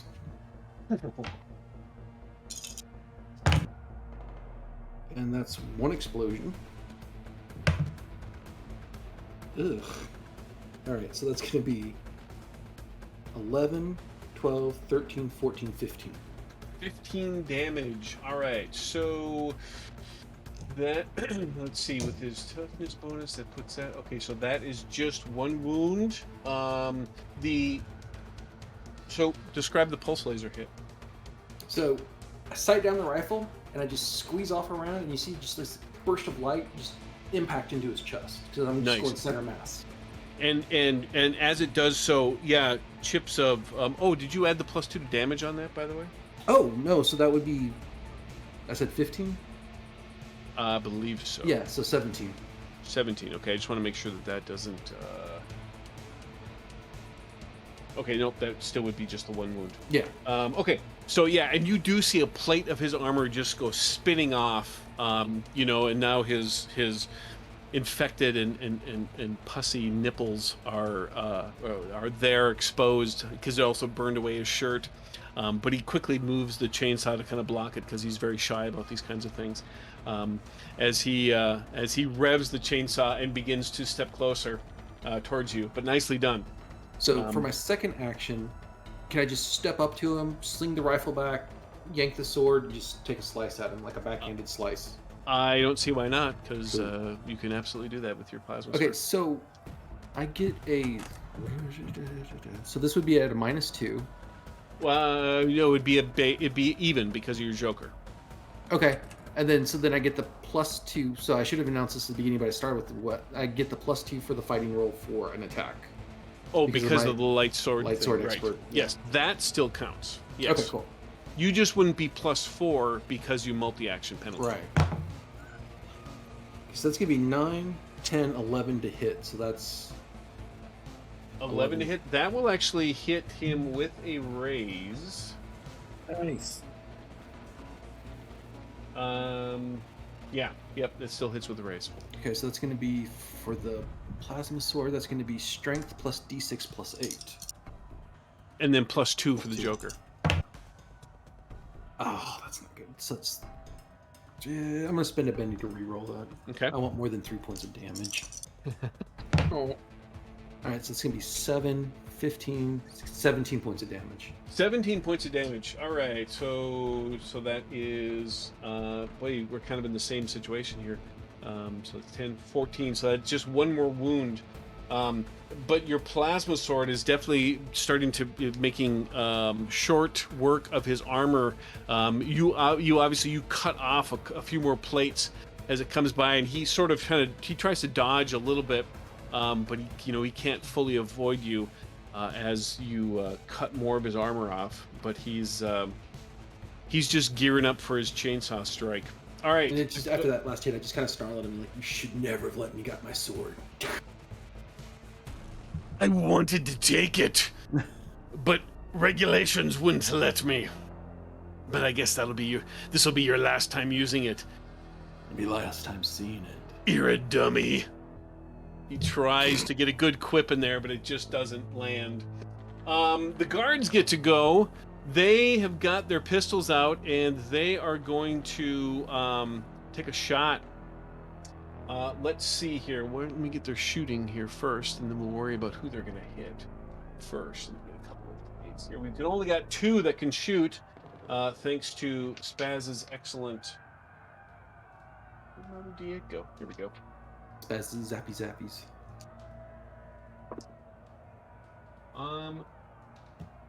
That's going to be 2 hits. So let's see who gets shot. We got 4 of you. We'll go down the line. Well, let's see. They're not going to shoot at Rage because he is up there. So let's do it this way then. The first one goes and is going to shoot at Rawl. You better kill me, you fuck. And the second one is going to go at Chaos. Because I'm going to kill you back. But I'm just a little guy. I'm just a little guy. My buddy liked those shades, man. Rawl, you are hit. That is shitty damage. We're gonna spend a Benny. That is the same amount of shitty damage. Only 5 points of damage. So just so you know in your character sheets, yeah, your toughness score that you've got on your combat information is there. But look over in your armor, and you're gonna I've see got. a toughness Do they bonus. get added together? They get added together. Okay, yeah, my toughness is 11. Yeah. So yeah, Or 5. excuse me, 9. It's That's okay. 9. 5 But my is, armor's 6. Yeah, 5's still not going to cut it. So yeah, so it basically just pings off of your armor, and let me just make sure that this laser pistol does not have AP at all. All right, and so on you, little guy, Chaos. Oh shit! I forgot about that. I had AP on my pulse rifle. Oh well. Ooh, Chaos, this might hurt. Excellent. Chaos, this is really gonna hurt. I have heavy shit. My armor is 6. Okay, so Chaos, I did 26 points of damage to you. Oh. So, what is your toughness? My toughness bonus. What's your base toughness? 5. 5, and then what's your toughness bonus? 3. 3. Okay, so then your toughness for the purposes of this combat is 8. So Excellent. now I did 26 points of damage, so that's 8, so that's 12, 16, 20, 24, and the rest go away. So that's 4 wounds. Now, what is your absorption on your armor? 3. 3. So 3 of these 4 wounds are taken up by your armor. So your armor basically is essentially obliterated by the shot. Like this guy, he gets just a perfect shot and just destroys your armor as this laser just rakes across it. And enough damage gets through that 1 wound is coming through to you. So right now you're taking a wound. Now you can spend a penny and soak this and try and dodge that armor. Yes, Spaz. Chris? Yes. I'm going to play my adventure card.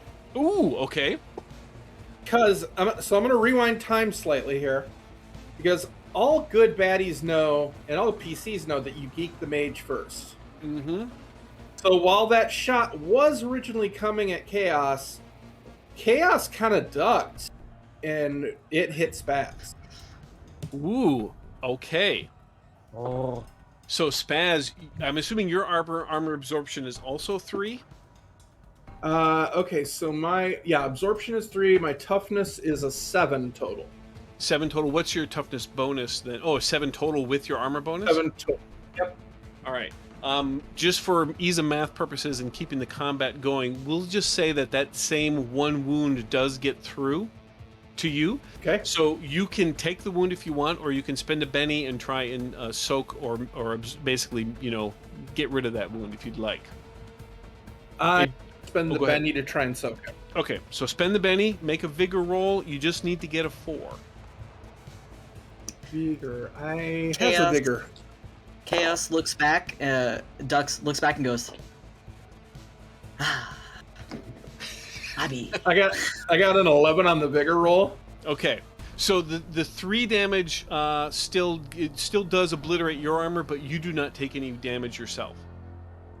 Yeah, you look back and Spaz is looking at the remains of their heavy mesh armor that is currently just charred, and literally like a piece falls off here, an arm, a gauntlet falls off here, and they just look up and go, "Why did you dodge?" I'll get you new armor. I'll get you better armor. You're not even. You're gonna say this old armor's trash. It'll be great. You might want to hit that one. He's looking at you funny. And that brings us to Rawl. That fucker did not kill you. Hey, you did not fucking kill me. Now I'm going to shoot you. and I'm going to shoot you harder. And I'm going to turn slightly, stand up on my back legs, and let my cannon, my disintegrator cannon, aim right at him while I give him the finger and fire. Nice. Nice. Spaz, you have been awarded a Benny by chat. I'm assuming it's because of your awesome use of that card. Nicely done. Thank you, chat. Sometimes you have to take one for the team. That's true. All right, Rawl, what'd you get? 3 on one, 6 on the other, so another 6 and a 2, so that is 12, 14. 14. With this weapon, on an attack roll raise, I get to use a d12 as my bonus damage die. And I already do 3d8 plus 1 with it. So what you're saying is he doesn't have a chance. I'ma fuck him up. I hit him so hard, his mother just died too. You did get that raise, so you can use the D12. I will be using the d12. So it's my 3d8 plus 1, so that's going to be a 7, 5, 12, 13, and 6 is 19.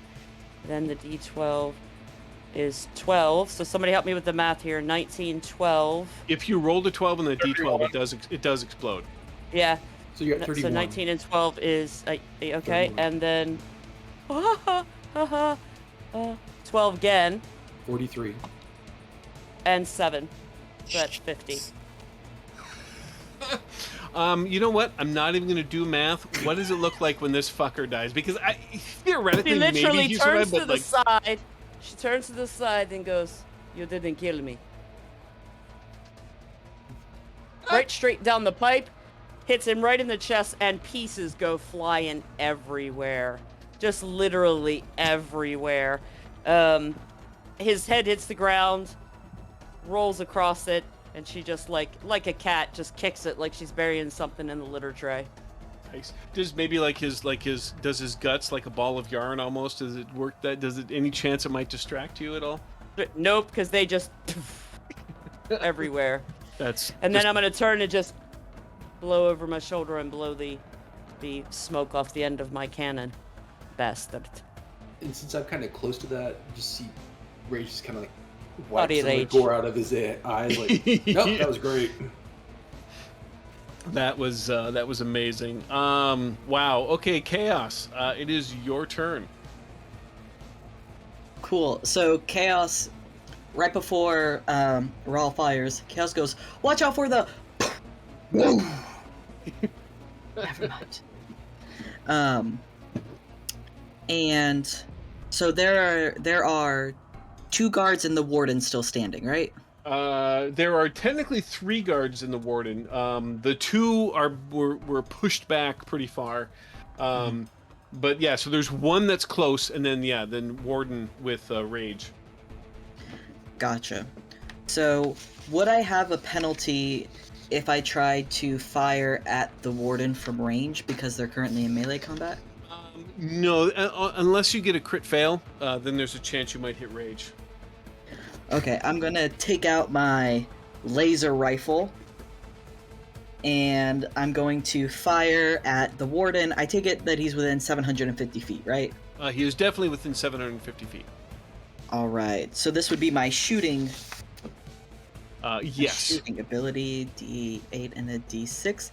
And as Chaos brings his gun up and looks down the scope, he like grins and lets out a little titter, a little lets out a little giggle. Yes, now there's a stressful situation, so yes, the laughter stuff would be kicking in here pretty quick. Hell yeah. So that is, let's see, that's a 6. That's a hit, right? That is a hit, yes. Hell yeah. Don't Okay. get shot by friendly fire. Oof, oofa doofa, hopefully not. So that is going to be 2d6 plus 1. It's not bad. That's 8 total. I mean, it's not 50 damage, but you know. So 8 total. All right. 8 total. So the shot hits him, but this Fentari turns just as he sees you about to take aim, and the beam just sort of like skims across his shoulder, and it doesn't seem like you penetrated his armor at all. And then he turns back, realizing that he survived that, and then he snarls and looks at you, and then of course waits until next round. But the warden looks at you, Rage, and he gave his really, really bad quip, and he sort of brings the chainsaw around, and you see at the same time one of his tentacles has a small pistol in his hand as well, and it looks like he's going to come down on you with the chainsaw and try and shoot you also at the same time. Oh, wow. So let me... Warden, where'd you go? There you are, buddy. All right. Let's do the shooting first. Okay. Oh, and he's a wild card, so he gets to use a D6 with this roll, just like you guys. Dun, dun, dun. Dun, dun, dun. Ooh, oh, shit. Oh, no. Warden's... So his armor kind of claps around a little bit as he takes a shot, and he gets... What off Rue again. What's your parry? That's 8. It is an 8. The laser blast hits you. Okay. Does not hit with a raise, however. You know what? I've got bennies to spend, so I'm going to spend it and re-roll that damage. And that's even worse. I'm going to do one more time. Now my bennies are getting down there. Balls. All right, this only does 6 points of damage, which I believe does not penetrate your armor 10. or 10 your toughness. total. Yeah, so that just sort of just kind of bounces right off. The chainsaw, however, swings around, and where is his fighting? That was right. Okay. So his fighting. Your parry is a 7, you say? No, it's 8. 8. Oh, well, come on. I got a chainsaw. He's probably going to die in a round. I got to hit you with the chainsaw at least once. So we're going to spend a Benny, try and... So, fucking A. See, this is also where I fail. All right, one more Benny. Man, I have burned through the chat generosity very quickly. So I'm not so much a damage shield for you guys. I'm just a Benny soaker. Yeah, you definitely, because I still can't get an 8 to save my life. And yeah, no. So he swings at you with this chainsaw, and you can feel the wind as it comes by your face as he desperately trying to get you, but he don't get you, and he misses. So we'll move to a new round, and I gotta reshuffle because the Joker is drawn. So please, that's what this sound is. Believe it or not, we actually can't hear the sound. So you can't? It's, okay, much, good. it's much worse in our heads now, though. Nice. Oh yeah, it sounds like weird. Yeah, I'm sure we could do sound effects. It's like I'm ripping a phone book right now. It's these are big cards. That's not the ripping we were thinking, but okay. Yeah. Card shuffle. Somebody had to make a fart joke in Rue's honor. Yeah. I mean, you know. All right, here we go. New round. Probably the last round for these bozos. Chaos gets a 6 of clubs. Rawl, 5 of spades. You guys have kind of gone downhill. Rage, who gets 2. Fucking A, Rage. You either get King of Spades or the Joker again if you want it. The Joker again. Gosh, everybody gets a Benny. It's just like, apparently it's Christmas today or something. I don't know. You know, Christmas, Hanukkah, whatever the combined word is. And then Spaz gets an ace of clubs. Nicely done. The guards, okay, ace of spades. And the warden, ho-ho, ace of hearts. Ooh. All right, motherfuckers. About time. I mean, not like I'm going to hit anybody, but it's still... Rawl and Chaos, if you'd like to spend a Benny to... Yeah, I got plenty of them, so yeah, I will. You won't... I will tell you right now, you won't be able to beat my aces, though. It's fine.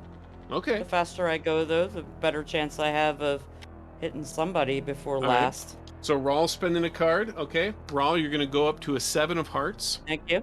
Okay. Chaos, are you good where you're at? I'm chilling. I'm doing like a cool guy leaning against a wall, being like, "No, after you." All right. You do have your shades, so you 100% can do that. Oh yeah. Okay, so right now the guards are going to go first unless Rage wants to jump in.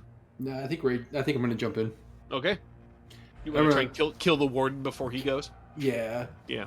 After he swings with that chainsaw, I'm just gonna kind of like, that's why you don't use a weapon like that. Let me show you how to use a sword.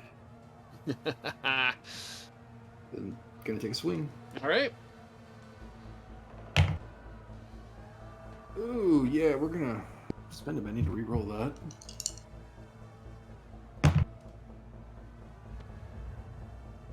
Never mind. That's 2 1s. 2 1s. Yeah. That sounds like a critical failure. It is a critical failure. Oh boy, now it's a bonus. Thank you, chat. Oh, Rue gave me a Benny, a GM Benny. Thank you. I'll take that. That's beautiful. All right. So critical failure. Hold on. Give me a second here. All right. So we'll say that you came down with your swing, and he almost does like a little feint, and you go and you overstep yourself because you're thinking that you had him, and he moves a little quicker than you expected, and he swings around you and basically gives you a slap with one of his free tentacles on your ass, and it sends you to the ground, and you almost lose your plasma sword. It almost comes out of your hand, but you sort of roll and come up with it, and I'm going to say that you are let's see, 1 through 3 you're going to be distracted, 4 through 6 you're going to be vulnerable. Okay. You are vulnerable, which means that you are what am I thinking here? They have a +2 to hit you on their actions. So basically the warden's going to get a +2 to hit you. Okay. And it is it's the guard's turn. I can still go ahead. I can still do another action from the ground, can't I? Were you gonna multi-action? I was gonna multi-action. I was Okay. going to fire one of my arm rockets at one of the guards. Ooh, I was all trying to right. get something done. Okay. It's like I hit the ground, I roll, I come up, and just point my arm directly at one of the guards and let loose one of the missiles. I'll give you a choice. You can either choose to not be vulnerable and not fire the rocket, or fire the rocket and be vulnerable. And while you decide, Sean, you also get a Benny from Sock in chat. Thank you so much. Nope, I want to fire. You want to fire? Okay, so you'll be vulnerable and fire? Go for it. So that is okay. Shooting. Come on. I'm getting payback for getting 2 jokers in a row in this encounter. Okay, that's a 7, so that's a success. Okay. Do you want to shoot at one of the guards that's approaching, or one of the guards that's there? Or there's only one guard that's there right now, and there's 2 guards that are approaching. Let's shoot at the one that's there. Okay. So let's see. So that is a hit. Yep. So these missiles aren't as good as I thought they were. So that is going to be... Ooh, I rolled 2 3s on 2 d4s. So that's going to be 6 plus... There should be some AP on those, I'd imagine, too, right? There's 5 AP, so that's 6, and then I get 2 plus 2 for the Joker, so that's 8 damage, 4 AP. 5 AP. 5 AP, 8 damage. All right, that's going to shake that guy. So he is shaken. So we'll mark that. Actually, I'll mark it that way. All right. So yeah, it hits him, and it kind of explodes on him, and he stumbles a little bit, and he's shaken. So that may affect his actions. Nicely done. All right. Now the guards do get to go. I'm going to see if this guy can unshake, and his spirit. Where did it go? His spirit. Oops. Yep, spirit is there. He does unshake, so he's good to go. He takes aim again at you, Chaos, because he missed you last time. And he's going to try and get you, and he does hit. Neat. Cool. But he gets lousy damage, and I think I'm going to save my bennies for the warden. So I know this definitely does not beat your toughness. and the beam just basically pings right off of your armor or is reflected by the ablative qualities of that. The other two, they're approaching. They're still not. They're far enough away that they're going to have a range penalty on their pistols. So I'll roll first and decide later where they're going to hit. If they do hit, that guy's definitely not. I think I will spend 1 Benny to have this first guy. Shit. All right, that's going to be another miss. Okay. That's par for the course for me. All right, that's their super effective round. But the warden, he sees you on the you're kneeling on the ground, slightly distracted as you launch a rocket. He charges forward. Well, he takes a shot first, then he charges forward with his chainsaw. He actually hits your parry. So we're gonna do some damage. We're gonna try. Hey. How about 15 points of damage? Ooh. I am going to spend a Benny to soak that. You still have some absorption though to your armor, right? Oh, sorry. That's yeah, okay. I've got And your toughness 3. is what, 10? Toughness is 10, absorption Okay. is 3. Yep. So that automatically removes one of the absorptions on there. It just takes that wound at base, so you're down to 2 on the absorption. Okay. So you don't have to, and you're not shaking. You don't have to worry about any of that stuff right now. Okay. You might be, but we'll keep combat moving. You're fine. Okay. But the chainsaw is coming up. Let's see if we can beat that parry. And gosh damn it! All right, I want to hit you at least once. Come on. Okay, last Benny I'm going to spend on this. I'll save my last Benny to soak a wound. I cannot hit you with a chainsaw for the life of me. All right, so he comes down back and forth as he's swinging, and you're almost giggling as he continues to miss you with the chainsaw. He's not getting it through. Which brings us to Spaz with the ace of clubs. Sees the two that are approaching. They took some ineffectual shots. So he kind of reaches behind his back and pulls out what just looks like a normal gun stock, but it's got a dial on it. And he kind of spins the dial. It looks like an old rotary telephone dial. And it kind of goes, "Wah!" And like the front end unfolds into a dialomatic fluid gun that starts glowing red. And I'm going to shoot them with Freezy Pop Goo. Nice. Nice. Ooh, that's in a 6. That's a 9. 9. That's a success with a raise because you got all you needed was a 4. All right, what does the Freezy Pop Goo do? This is kind of cool. So that is a cone template doing a base of 3d6, but I believe with the raise I get +1. Correct. You'll get another d6 on that. So they're going to take the damage, and then there's a special effect. The damage isn't all that great, just 11. 11. Okay, go ahead. And it says targets hit suffer the listed damage for the weapon if they catch fire. Then HW fire attack incendiary. On an attack roll raised, the target is automatically considered on fire and takes fire damage the following round. Nice. So yes. I did get the raise. You did get the raise. So yeah, so they basically are covered in this stuff and they start burning. They are just shaken because you didn't quite do enough damage to them, but they are burning.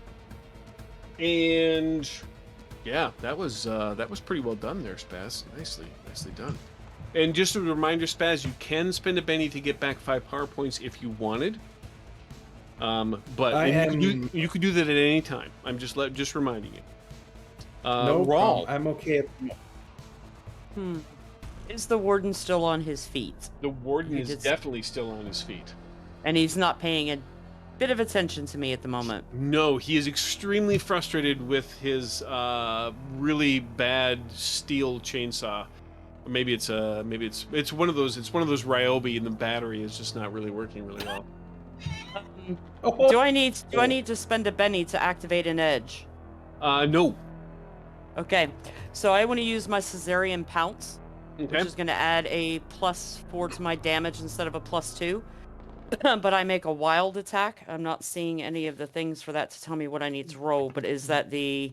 Wild attack is going to give you a +2 to hit and damage, but it does make you vulnerable, so you'll be a little bit easier to hit. But yes. Okay. I'm going to pounce this guy. So this is my fighting, yep. Yep. Yep. Yeah, that's what I thought it was too. I thought the cesarean punch. I thought, wait a second, that's Also, who's giving birth? Not me. No kittens. Oh, it's When like I say I'm Hawaiian having punch, but kittens, it means I'm very angry. Oh. Okay. 2 and 5. I really want to hit this guy. I really want to hit him hard. So I'm going to spend a Benny since I have them. I'm going to re-roll that. Okay. There we go. 3 and a 6. Re-roll that 6. Which is going to give me 6 and 4 is 10. Which gives me a raise. Yep. Yeah? Yeah, his Okay. well no, you got a 10. Yes, that actually is just what you needed to get a raise. Okay. His parry is I don't 6. think it actually does anything. Just with mine, because it's my edge, I get a +4 to my damage instead of 2. And with my armored talons, I do strength plus 46 damage. Okay. And there's no AP with that, is there? No, unfortunately. Okay. My strength All right. is a D6, so it's just going to be all D. It's going to be a whole crapload of D6s. So my strength first is a 4, and then it'll be +4 + 4 is 8, and then 1, 8, 12, and 5 is 17. 17 and 10 is 27 total. Goodness gracious. 27 total? Yes. Okay, so let's see, is 10, 14, 18, 22, 26. Okay. So that takes care of that. And while I'm doing this, since I'm doing Yeah. my pounce, can Yeah. I spend a Benny to parkour off the shithead that shot at Chaos, hopefully just knocking him off balance as I use him to make the final leap to the Warden and just come down on him? I instead of having bouncing off of him, well, no, I'll let you bounce off him. It won't knock him off balance because he saw you leaping and he reflexively prepped, but inadvertently then giving you a much firmer foundation to pounce onto the Warden. You have done enough to give the Warden 3 wounds. I'm going to use my last Benny to soak this damage. Ha ha ha, because we all see how well I've been rolling, and. Let's see exactly what he can do. And I'm gonna whack him in the face with my tail as I land. Nice. Hold on. He actually is doing quite well. Okay, so you parkour off of one of the guards, you leap at the Warden, and you rake down with your claws, and you basically kind of shred the last absorption quality of his armor. But before they can dig deep into his Fentari flesh, he sort of spins a little bit, throws you a short distance away before you can do all the damages. He actually soaked, I rolled a 16, he soaked all 3 wounds that you did to him. He survived. Of course, I don't have any more bennies left, but he survived. So the Warden is still standing with his ragged, useless Ryobi in one hand and his laser pistol in the other. But that was still a devastating attack because it got rid of the rest of his armor. And that brings us to Chaos.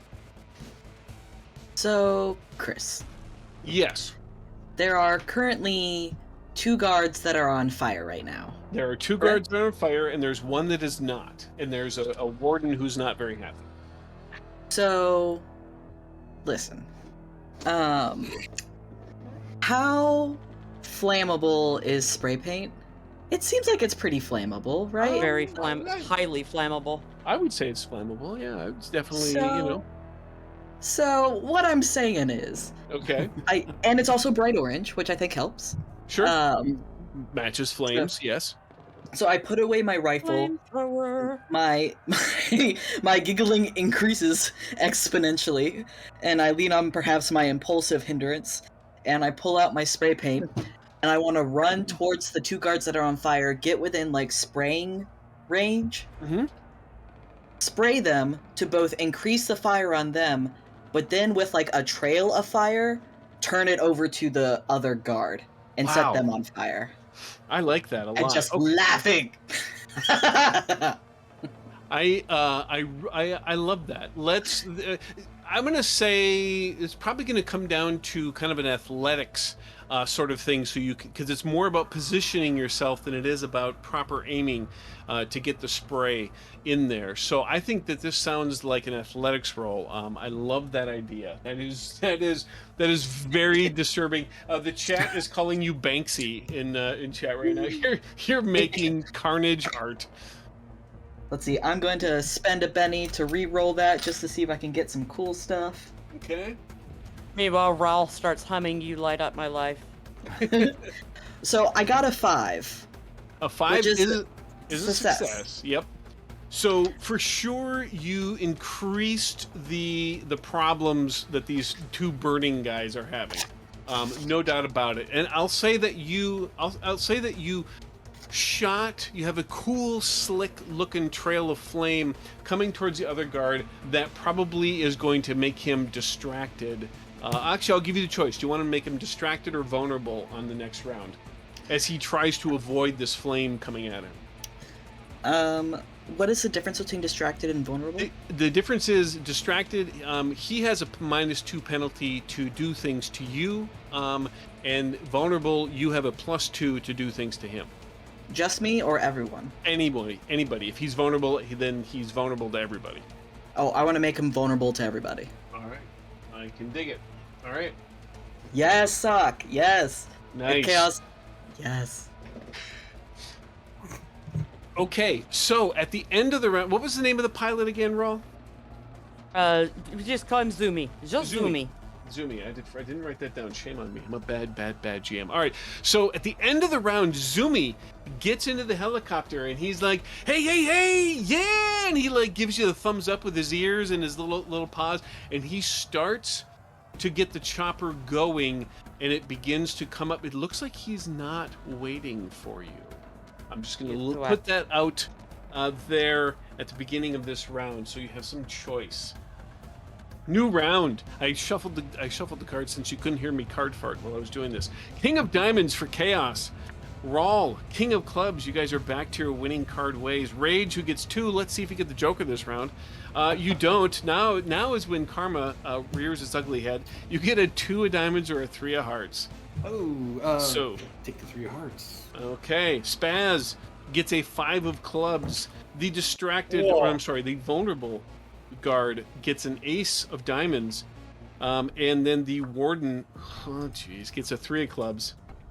Womp womp. And I don't have any bennies to give him a better card, so sucks to be him. The guard actually gets to go first, which yes. Well, Chris? I can spend a Benny for a better card, right? Hell yeah, you Yeah, can. let's do. All right. Also, That's Spaz. Okay, so Spaz, you're spending a Benny? yes. All right. Spaz, you move up to a Jack of Hearts. Nicely done. And who else was spending one? I'm sorry. Was I that did. you, Yeah. Sean? All right. Yeah. Yes, Karma is definitely talking to you. You get a 2 of Hearts, but your 3 of Hearts is still what comes up there. So we'll Alright. give you the 3 of Hearts. Okay, so Ace of Diamonds still goes first, which is the vulnerable guard. He keeps his vulnerability only until the end of his next action, which is this. So unfortunately, his vulnerability goes away.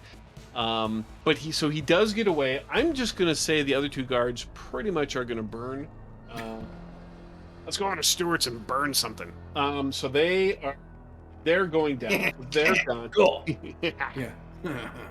You got it. All right. So this last remaining guard, he is going to. He didn't like what you did, Chaos. He just didn't like it at all. And he's not very satisfied. It's because he's tacky and has no taste. He definitely does not have any taste. but he does have good aim, and he hits you with a raise with a 13. Okie dokie. So I'm going to do a little bit of damage to you. Maybe. Yeah. 9, 10, 11. You got 16 points of damage coming your way, Chaos. And what is your toughness with your toughness bonus? My toughness is 8. 8? All So told. okay, so that's 2 wounds, but your armor absorption, which should still be 3, is now down to 1. As your armor absorbs those 2 wounds. As his laser blast hits you center mass. Okay, that takes care of him, which now brings us to Chaos. It is now your turn. You do notice that the chopper is starting to lift off. The warden and the guard are still here, but it's really kind of up to you what you want to do. So, with my pace is 5. Would I be able to make it over and up into the chopper? You definitely could make it over and up into the chopper. I probably will have you make an athletics roll if you want to board the chopper. So, I want to get within aiming distance of Zumi. So I'll use my pacing moving. I won't climb into the chopper just yet, so I'm like outside the door of the chopper, and I'm gonna take my rifle, and smiling, I point it at Zumi, and I say, "We don't go until we go." Do you have intimidation? Oh shit, I did not think that through. Come on, you shared your cell with me. You've got to pick up some intimidation. I have a D4. So a D4 and a D6. Okay, roll it. That's something, and I have some bennies. There we go. Yeah, I got a 6! Nice. That's a 9. 9. All right. He gets to resist that, but you do that. You point that at him. You say those words, and like he can see and hear the determination in your voice, and it looks like he was pulling up on the stick, but he just kind of levels, and the chopper stays hovering right there. It doesn't go back down to the ground, but it just stays hovering on the short, about the maybe about a meter off the ground. And he's like, and he looks at you, and he goes, "Okay." Excellent. Nice. All right. Great action. Rawl. Okay, so the chopper, the rabbit might or might not be getting nervous. The warden looks rough. There is another guard still doing stupid guard shit. Yes? Yes. Okay. The warden's the bigger deal, and I feel like if I can shoot at him, then Rage can take out the other guard on the way to the chopper. I have full faith in Beefy Boy. So I'm going to start for the chopper, but I'm going to let the cannon on my back turn towards the warden as I'm going, and just hasta la pasta, bitch, and fire. All right. Perfect. Not very nice, man. I do not like you. So this one does have the anti-armor on it, but Okay. I'm just firing at it. Yep, got a 6, and 3 is 9. A 9 will hit with a raise. So that's going to do the D12 damage bonus. That's going to be a 3d8 plus 1 plus the D12. I have a feeling you're about to cure the clapper of. I'm about to cure the clap. So that's No, he 3. doesn't No, have to I pay those rolled an medical 8 bills. on one of the D8s. Does that explode? All damage dice explode. Absolutely. Okay, so 3, 8. You're gonna turn him into chunky salsa. Another 8, 16. 16 and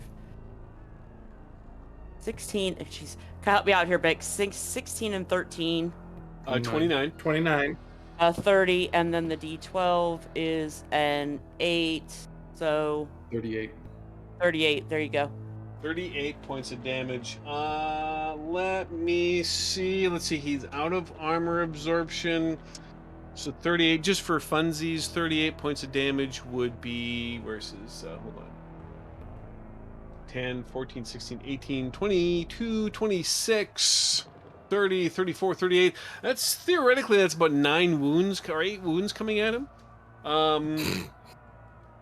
What There's does a reason we. what There's does a the reason we wound call look like? this.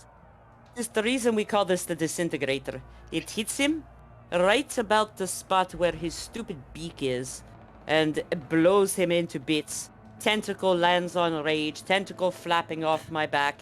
His beak flies up in the air and lands on Chaos's gun, and one tentacle wraps around Spaz's neck like boa. And I'm taking off for the bling. All right, and are you jumping right up into the VTOL? Yes, I am. Okay, you hop up in there. Spaz, what would you like to Zumi, you do? better stop.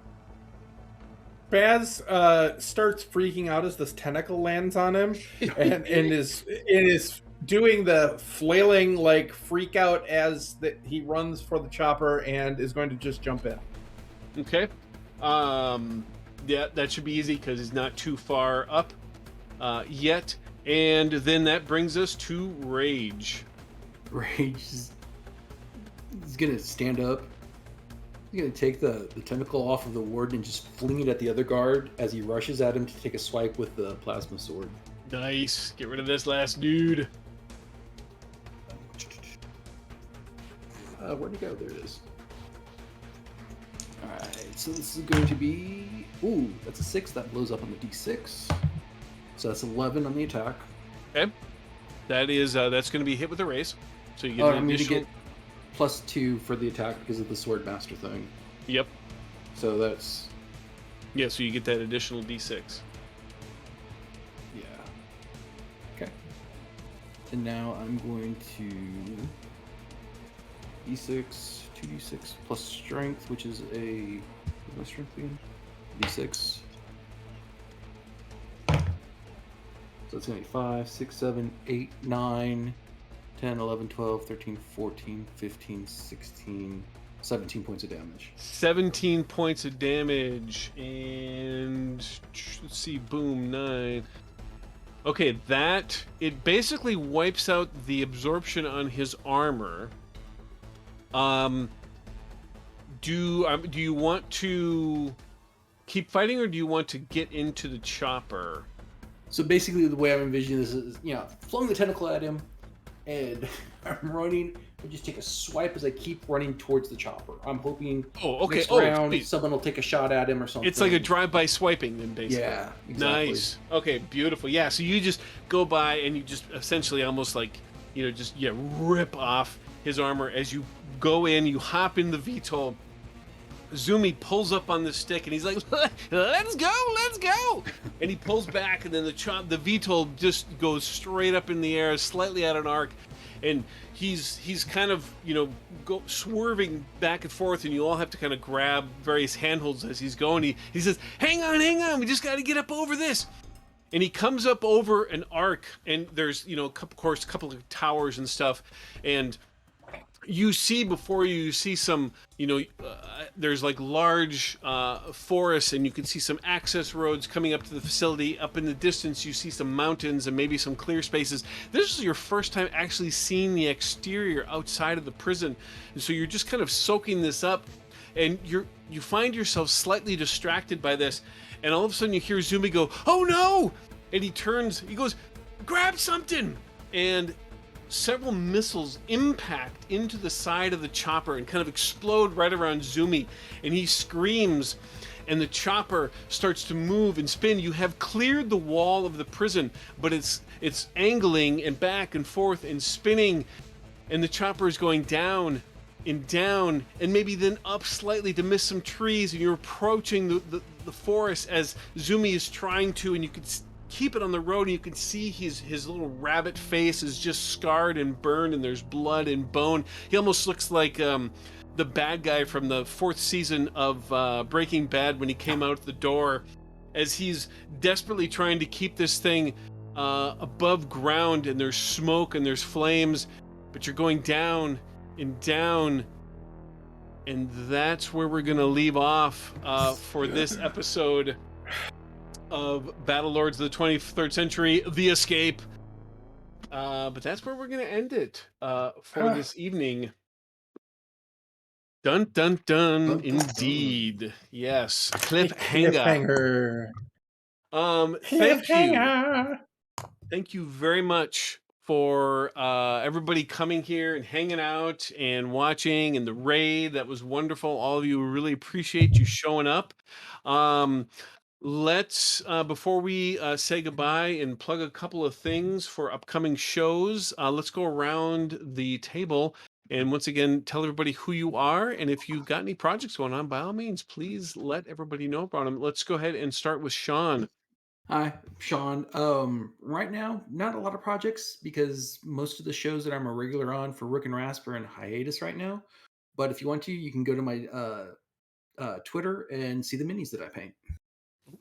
Very nice. All right, Kaylee. Hi, I'm Kaylee. Right now, you can find me here on Rook and Rasp. We'll be back next week, and I believe next weekend I'm also going to be in a game for Pandora Total Destruction on this channel. Other than that, you can find me at my Twitter handle down there or on Redemption Podcast, the oldest still running Star Wars podcast. We are currently on hiatus between season 7 and 8. And also on the Identico stream Chaos Incorporated, which is also on hiatus until mid-June, I believe. So we'll be back in like 4 or 5 weeks. Nice. Rev. How y'all doing? Yeah, it's me, Rev. Again, you can find me down below here. I don't have a lot going on at the moment. I'm in between a few things. I do have a non-stream game going on here on Rook and Rasp. It's a Star Wars Our Take on the Universe, which Sean's in, which we're gearing up for now that all of our Session Zeros are out of the way. Hoping to be running some more stuff in the future. And of course, I have my regular home campaign on Sundays. But if anyone needs me to run something, drop me a message. Nice. And Stevie. Hey, so you can find me at my Twitter handle and also at home. Please don't find me there, but you'll also be able to see me tomorrow at King Pink. Maybe I'll do another flamethrower. Who can say? You'll have to tune in to find out. I also have a game out on itch called Our Flag Means Kiss, which is a queer pirate tabletop RPG. So check that out if you want to have some gay times out on the sea. And just excited for future stuff. Nice. And again, my Awesome. name is Chris. Chris Hussey, the husband. You got my Twitter handle there. That's where I mostly hang out on the socials. I do have 2 actual play podcasts out. One is Deadlands Weird West, The Adventures of Young and Holt. And the other one is Gun for Hire, which is the Deadlands Noir actual play. And I think the links of those you can find on my Twitter handles. So a couple of things coming up on Rook and Rasp. Hold on, I got to test my memory here. Their next show they've got. Oh, thank you so much, John. King Pink Darkness. Tomorrow at 2 p.m. Saturday. And then also the good people at Boys from Baltic Star, excuse me, sorry, who gave us the raid. They have a show coming up. Hold on, let me check my notes here. I have bad vision. Oh, they have a sweet. They got a Buffy game tomorrow night as well, and I believe that's also on their channel as well. Yeah, Buffy. So again, thank you so much for showing up, chat. We'll be back here next Friday, 7 p.m. Eastern, 6 p.m. Central. And gosh, I think that's about it. We all good? Is that everything? That was great. All right. It's Sweet. awesome. Thank you, guys. Let's find out what happens on the chopper next weekend. We'll see y'all later. Have a great weekend. And oh, don't forget to brush your teeth.